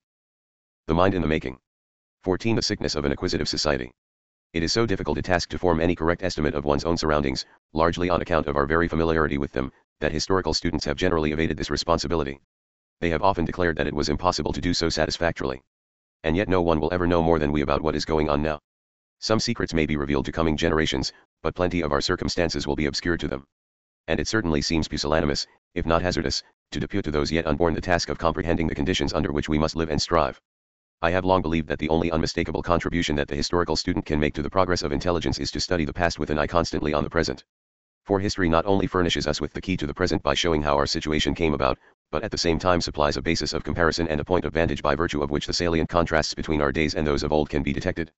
Without history the essential differences are sure to escape us. Our generation, like all preceding generations of mankind, inevitably takes what it finds largely for granted, and the great mass of men who argue about existing conditions assume a fundamental likeness to past conditions as the basis of their conclusions in regard to the present and the still unrolled future. Such a procedure becomes more and more dangerous, for although a continuity persists, there are more numerous, deeper, and wider-reaching contrasts between the world of today and that of 100, or even 50, years ago, than have developed in any corresponding lapse of time since the beginning of civilization. This is not the place even to sketch the novelties in our knowledge and circumstances, our problems and possibilities. No more can be done here than to illustrate in a single field of human interest the need of an unprecedentedly open mind in order to avail ourselves of existing resources in grasping and manipulating the problems forced upon us. Few people realize how novel is the almost universal preoccupation with business which we can observe on every hand, but to which we are already so accustomed that it easily escapes the casual observer. But in spite of its vastness and magnificent achievements, business, based upon mass production and speculative profits, has produced new evils and reinforced old ones which no thoughtful person can possibly overlook. Consequently, it has become the great issue of our time, the chief subject of discussion, to be defended or attacked according to one's tastes, even as religion and politics formerly had their day. Businessmen, whether conspicuous in manufacture, trade, or finance, are the leading figures of our age. They exercise a dominant influence in domestic and foreign policy, they subsidize our education and exert an unmistakable control over it. In other ages a military or religious caste enjoyed a similar preeminence. But now business directs and equips the soldier, who is far more dependent on its support than formerly. Most religious institutions make easy terms with business, and, far from interfering with it or its teachings, on the whole cordially support it. Business has its philosophy, which it holds to be based upon the immutable traits of human nature and as identical with morality and patriotism. It is a sensitive, intolerant philosophy, of which something will be said in the following section. Modern business produced a sort of paradise for the luckier of mankind, which endured down to the war, and which many hope to see restored in its former charm, and perhaps further beautified as the years go on. It represents one of the most startling of human achievements. No doubt a great part of the population worked hard and lived in relative squalor, but even then they had many comforts unknown to the toiling masses of previous centuries, and were apparently fairly contented. But escape was possible, for any man of capacity or character at all exceeding the average, into the middle or upper classes, for whom life offered, at a low cost and with the least trouble, conveniencies, comforts, and amenities beyond the compass of the 14. The sickness of an acquisitive society. The mind in the making. Richest and most powerful monarchs of other ages. The inhabitant of London could order by telephone, sipping his morning tea in bed, the various products of the whole earth, in such quantity as he might see fit, and reasonably expect their early delivery upon his doorstep. He could at the same moment and by the same means adventure his wealth in the natural resources and new enterprises of any quarter of the world, and share, without exertion or even trouble, in their prospective fruits and advantages. He could secure forthwith, if he wished it, cheap and comfortable means of transit to any country or climate without passport or other formality, could dispatch his servant to the neighboring office of a bank for such supply of the precious metals as might seem convenient, and could then proceed abroad to foreign quarters, without knowledge of their religion, language, or customs, bearing coined wealth upon his person, and would consider himself greatly aggrieved and much surprised at the least interference. And most important of all, he could, before the war, regard the state of affairs as normal, certain, and permanent, except in the direction of further improvement, and any deviation from it as aberrant, scandalous, and avoidable. The projects and politics of militarism, and imperialism, of racial and cultural rivalries, of monopolies, restrictions, and exclusion, which were to play the serpent in this paradise, were little more than the amusements of his daily newspaper, and appeared to exercise almost no influence at all on the ordinary course of social and economic life, the internationalization of which was nearly complete in practice. 21. This assumption of the permanence and normality of the prevailing business system was much disturbed by the outcome of the war, but less so, especially in this country, than might have been expected. It was easy to argue that the terrible conflict merely interrupted the generally beneficent course of affairs which would speedily re-establish itself when given an opportunity. To those who see the situation in this light, modern business has largely solved the age-long problem of producing and distributing the material necessities and amenities of life, and nothing remains except to perfect the system in detail, develop its further potentialities, and fight tooth and nail those who are led by lack of personal success or a maudlin sympathy for the incompetent to attack and undermine it. On the other hand, there were many before the war, not themselves suffering conspicuously from the system, who challenged its beneficence and permanence, in the name of justice, economy, and the best and highest interests of mankind as a whole. Since the war many more have come to the conclusion that business as now conducted is not merely unfair, exceedingly wasteful, and often highly inexpedient from a social standpoint, but that from an historical standpoint it is intensely unusual, unstable, complicated, unreliable, and temporary. Keynes. It may prove to be the chief eccentricity of our age, quite as impermanent as was the feudal and manorial system or the role of the medieval church or of monarchs by the grace of God, and destined to undergo changes which it is now quite impossible to forecast. In any case, economic issues are the chief and bitterest of our time. It is in connection with them that free thinking is most difficult and most apt to be misunderstood, for they easily become confused with the traditional reverences and sanctities of political fidelity, patriotism, morality, and even religion. There is something humiliating about this situation, which subordinates all the varied possibilities of life to its material prerequisites. 14. The sickness of an acquisitive society. The mind in the making. Much as if we were again back in a stage of impotent savagery, scratching for roots and looking for berries and dead animals. One of the most brilliant of recent English economists says with truth, the burden of our civilization is not merely, as many suppose, that the product of industry is ill-distributed, or its conduct tyrannical, or its operation interrupted by bitter disagreements. It is that industry itself has come to hold a position of exclusive predominance among human interests, which no single interest, and least of all the provision of the material means of existence, is fit to occupy. Like a hypochondriac who is so absorbed in the processes of his own digestion that he goes to the grave before he has begun to live, industrialized communities neglect the very objects for which it is worthwhile to acquire riches in their feverish preoccupation with the means by which riches can be acquired. That obsession by economic issues is as local and transitory as it is repulsive and disturbing. To future generations it will appear as pitiable as the obsession of the 17th century by religious quarrels appears today. Indeed, it is less rational, since the object with which it is concerned is less important.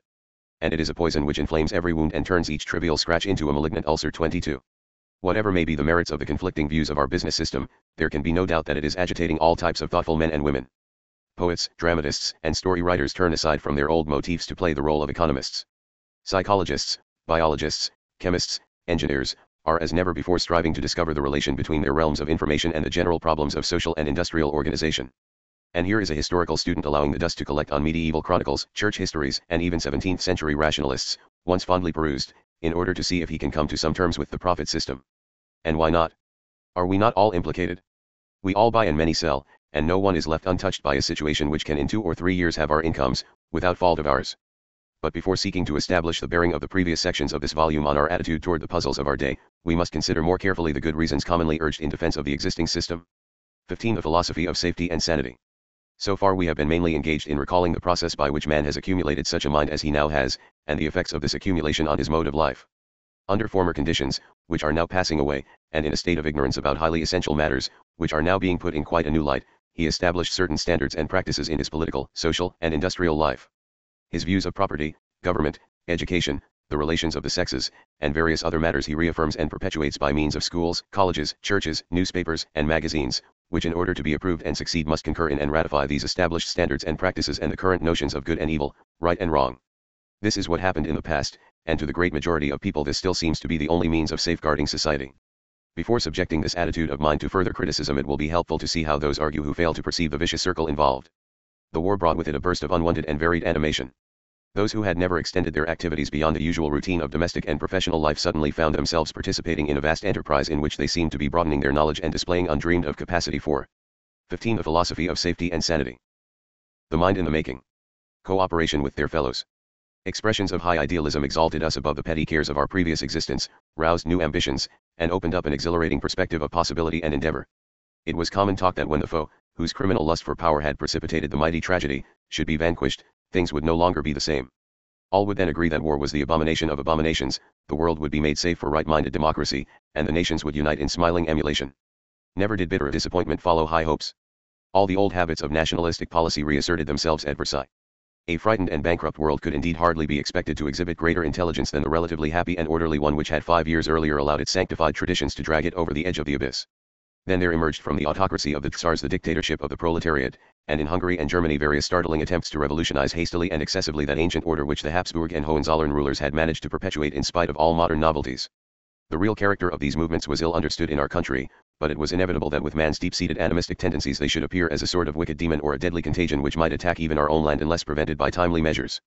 War had naturally produced its machinery for dealing with dissenters, sympathizers with the enemy, and those who deprecated or opposed war altogether, and it was the easiest thing in the world to extend the repression to those who held exceptional or unpopular views, like the socialists and members of the IWW.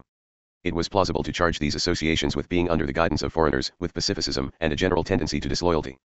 But suspicion went further so as to embrace members of a rather small, thoughtful class who, while rarely socialistic, were confessedly skeptical in regard to the general beneficence of existing institutions, and who failed to applaud at just the right points to suit the taste of the majority of their fellow citizens. So the general impression grew up that there was a sort of widespread conspiracy to overthrow the government by violence or, at least, a dangerous tendency to prepare the way for such a disaster, or at any rate a culpable indifference to its possibility. Business depression reinforced a natural reaction which had set in with the sudden and somewhat unexpected close of the war. The unwanted excitement brought on a national headache, and a sedative in the form of normalcy was proffered by the Republican Party and thankfully accepted by the country at large. Under these circumstances the philosophy of safety and sanity was formulated. It is familiar and reassuring and puts no disagreeable task of mental and emotional readjustment on those who accept it. Hence its inevitable popularity and obvious soundness. And these are its presuppositions: no nation is comparable to our own in its wealth and promise, in its freedom and opportunity for all. It has opened its gates to the peoples of the earth, who have flocked across the ocean to escape the poverty and oppression of Europe. From the scattered colonies of the pre-revolutionary period the United States has rapidly advanced to its world ascendancy. When the European powers had reached a hopeless stalemate after 4 years of war, the United States girded on the sword as the champion of liberty and democracy, and in an incredibly short time brought the conflict to a victorious close before she had dispatched half the troops she could easily have spared. She had not entered the conflict with any motives of aggrandizement or of territorial extension. She felt her self-sufficiency and could well afford proudly to refuse to join the League of Nations on the ground that she did not wish to be involved in European wrangles or sacrifice a tittle of her rights of self-determination. The prosperity of the United States is to be attributed largely to the excellence of the federal constitution and the soundness of her democratic institutions. Class privileges do not exist, or at least are not recognized. Everyone has equal opportunity to rise in the world unhampered by the shackles of European caste. There is perfect freedom in matters of religious belief. Liberty of speech and of the press is confirmed by both the federal constitution and the constitutions of the various states. If people are not satisfied with their form of government, they may at any time alter it by a peaceful exercise of the suffrage. 15. The philosophy of safety and sanity. The mind in the making. In no other country is morality more highly prized or stoutly defended. Woman is held in her proper esteem and the institution of the family everywhere recognized as fundamental. We are singularly free from the vices which disgrace the capitals of Europe, not excepting London. In no other country is the schoolhouse so assuredly acknowledged to be the cornerstone of democracy and liberty. Our higher institutions of learning are unrivaled, our public libraries numerous and accessible. Our newspapers and magazines disseminate knowledge and rational pleasure throughout the land. We are an ingenious people in the realm of invention and in the boldness of our business enterprise. We have the sturdy virtues of the pioneer. We are an honest people, keeping our contracts and giving fair measure. We are a tireless people in the patient attention to business and the laudable resolve to rise in the world. Many of our richest men began on the farm or as office boys. Success depends in our country almost exclusively on native capacity, which is rewarded here with a prompt and cheerful recognition which is rare in other lands. We are a progressive people, always ready for improvements, which indeed we take for granted, so regularly do they make their appearance. No alert American can visit any foreign country without noting innumerable examples of stupid adherence to outworn and cumbrous methods in industry, commerce, and transportation. Of course no one is so blind as not to see that here and there evils develop which should be remedied, either by legislation or by the gradual advance in enlightenment. Many of them will doubtless cure themselves. Our democracy is right at heart and you cannot fool all the people all the time. We have not escaped our fair quota of troubles. It would be too much to expect that we should. The difference of opinion between the northern and southern states actually led to civil war, but this only served to confirm the natural unity of the country and prepare the way for further advance. Protestants have sometimes dreaded a Catholic domination, the Mormons have been a source of anxiety to timid souls. Populists and advocates of free silver have seemed to threaten sound finance. On the other hand, Wall Street and the trusts have led some to think that corporate business enterprise may at times, if left unhampered, lead to overpowerful monopolies. But the evil workings of all these things had before the war been peaceful, if insidious. They might rouse apprehension in the minds of far-sighted and public-spirited observers, but there had been no general fear that any of them would overthrow the republic and lead to a violent destruction of society as now constituted and mayhap to a reversion to barbarism. The circumstances of our participation in the World War and the rise of Bolshevism convinced many for the first time that at last society and the republic were actually threatened. Heretofore the socialists of various kinds, the communists and anarchists, had attracted relatively little attention in our country. Except for the Chicago anarchist episode and the troubles with the IWW, radical reformers had been left to go their way, hold their meetings, and publish their newspapers and pamphlets with no great interference on the part of the police or attention on the part of lawgivers. With the progress of the war the situation changed, police and lawgivers began to interfere, and government officials and self-appointed guardians of the public will began to denounce the Reds and those suspected of radical tendencies. The report of the Lusk Committee in the state of New York is perhaps the most imposing monument to this form of patriotic zeal. It is not our business here to discuss the merits of socialism or Bolshevism either from the standpoint of their underlying theories or their promise in practice. It is only in their effects in developing and substantiating the philosophy of safety and sanity that they concern us in this discussion. Whether the report of the so-called Lusk Committee 23 has any considerable influence or no, it well illustrates a common and significant frame of mind and an habitual method of reasoning.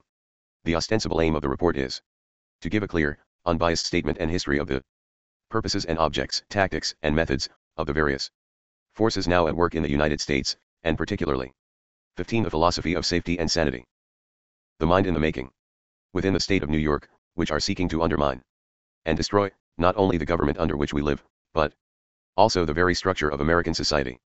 It also seeks to analyze the various constructive forces which are at work throughout the country counteracting these evil influences, and to present the many industrial and social problems that these constructive forces must meet and are meeting. The plan is executed with laborious comprehensiveness, and one unacquainted with the vast and varied range of so-called radical utterances will be overwhelmed by the mass brought together. But our aim here is to consider the attitude of mind and assumptions of the editors and their sympathizers. They admit the existence of real grievances and natural demands of the working classes for a larger share in the management and use of the commonwealth. It is these grievances and demands which the agitators use as a basis of their machinations. Those bent on a social revolution fall into two classes: socialists and anarchists. But while the groups differ in detail, these details are not worth considering. Anyone who studies the propaganda of the various groups which we have named will learn that the arguments employed are the same, that the tactics advocated cannot be distinguished from one another, and that articles, or speeches made on the question of tactics or methods by anarchists, could, with propriety, be published in socialist, or communist newspapers without offending the membership of these organizations. So, fortunately for the reader, it is unnecessary to make any distinctions between socialists, anarchists, communists, and Bolsheviki. They all have the common purpose of overthrowing existing society, and general strikes and sabotage are the direct means advocated. The object is to drive business into bankruptcy by reducing production and raising costs. 24. But it would be a serious mistake to assume that the dangers are confined to our industrial system. The very first general fact that must be driven home to Americans is that the pacifist movement in this country, the growth and connections of which are an important part of this report, is an absolutely integral and fundamental part of international socialism. European socialism, from which ours is derived, has had for one of its main purposes the creation of an international sentiment to supersede national patriotism and effort, and this internationalism was based upon pacificism, in the sense that it opposed all wars between nations and developed at the same time class consciousness that was to culminate in relentless class warfare. In other words, it was not really peace that was the goal, but the abolition of the patriotic, warlike spirit of nationalities. In view of the necessity of making head against this menace, the criminal anarchy statute of the state of New York was invoked, search warrants issued, large quantities of revolutionary, incendiary, and seditious written and printed matter were seized. After the refusal of Governor Smith to sign them, the so-called Lusk educational bills were repassed and signed by the Republican Governor Miller. No teacher in the schools shall be licensed to teach who has advocated, either by word of mouth or in writing, a form of government other than the government of the United States or of this state. Moreover, no person, firm, corporation, association, or society shall conduct, maintain, or operate any school, institute, class, or course of instruction in any subject without making application for and being granted a license from the University of the State of New York, i.e. the Regents. The Regents shall have the right to send inspectors to visit classes and schools so licensed and to revoke licenses if they deem that an overthrow of the existing government by violence is being taught. 25. But the safe and sane philosophy by no means stops with the convenient and compendious identification of socialists of all kinds, anarchists, pacificists, and internationalists, as belonging to one threatening group united in a like-minded attempt to overthrow society as we now know it. This class includes, it may be observed, such seemingly distinguishable personalities as Trotsky and Miss Jane Addams, who are assumed to be in essential harmony upon the great issue. But there are many others who are perhaps the innocent tools of the socialists. These include teachers, lecturers, writers, clergymen, and editors to whom the Lusk report devotes a long section on the spread of socialism in educated circles. It is the purpose of this section. 15. The philosophy of safety and sanity. The mind in the making.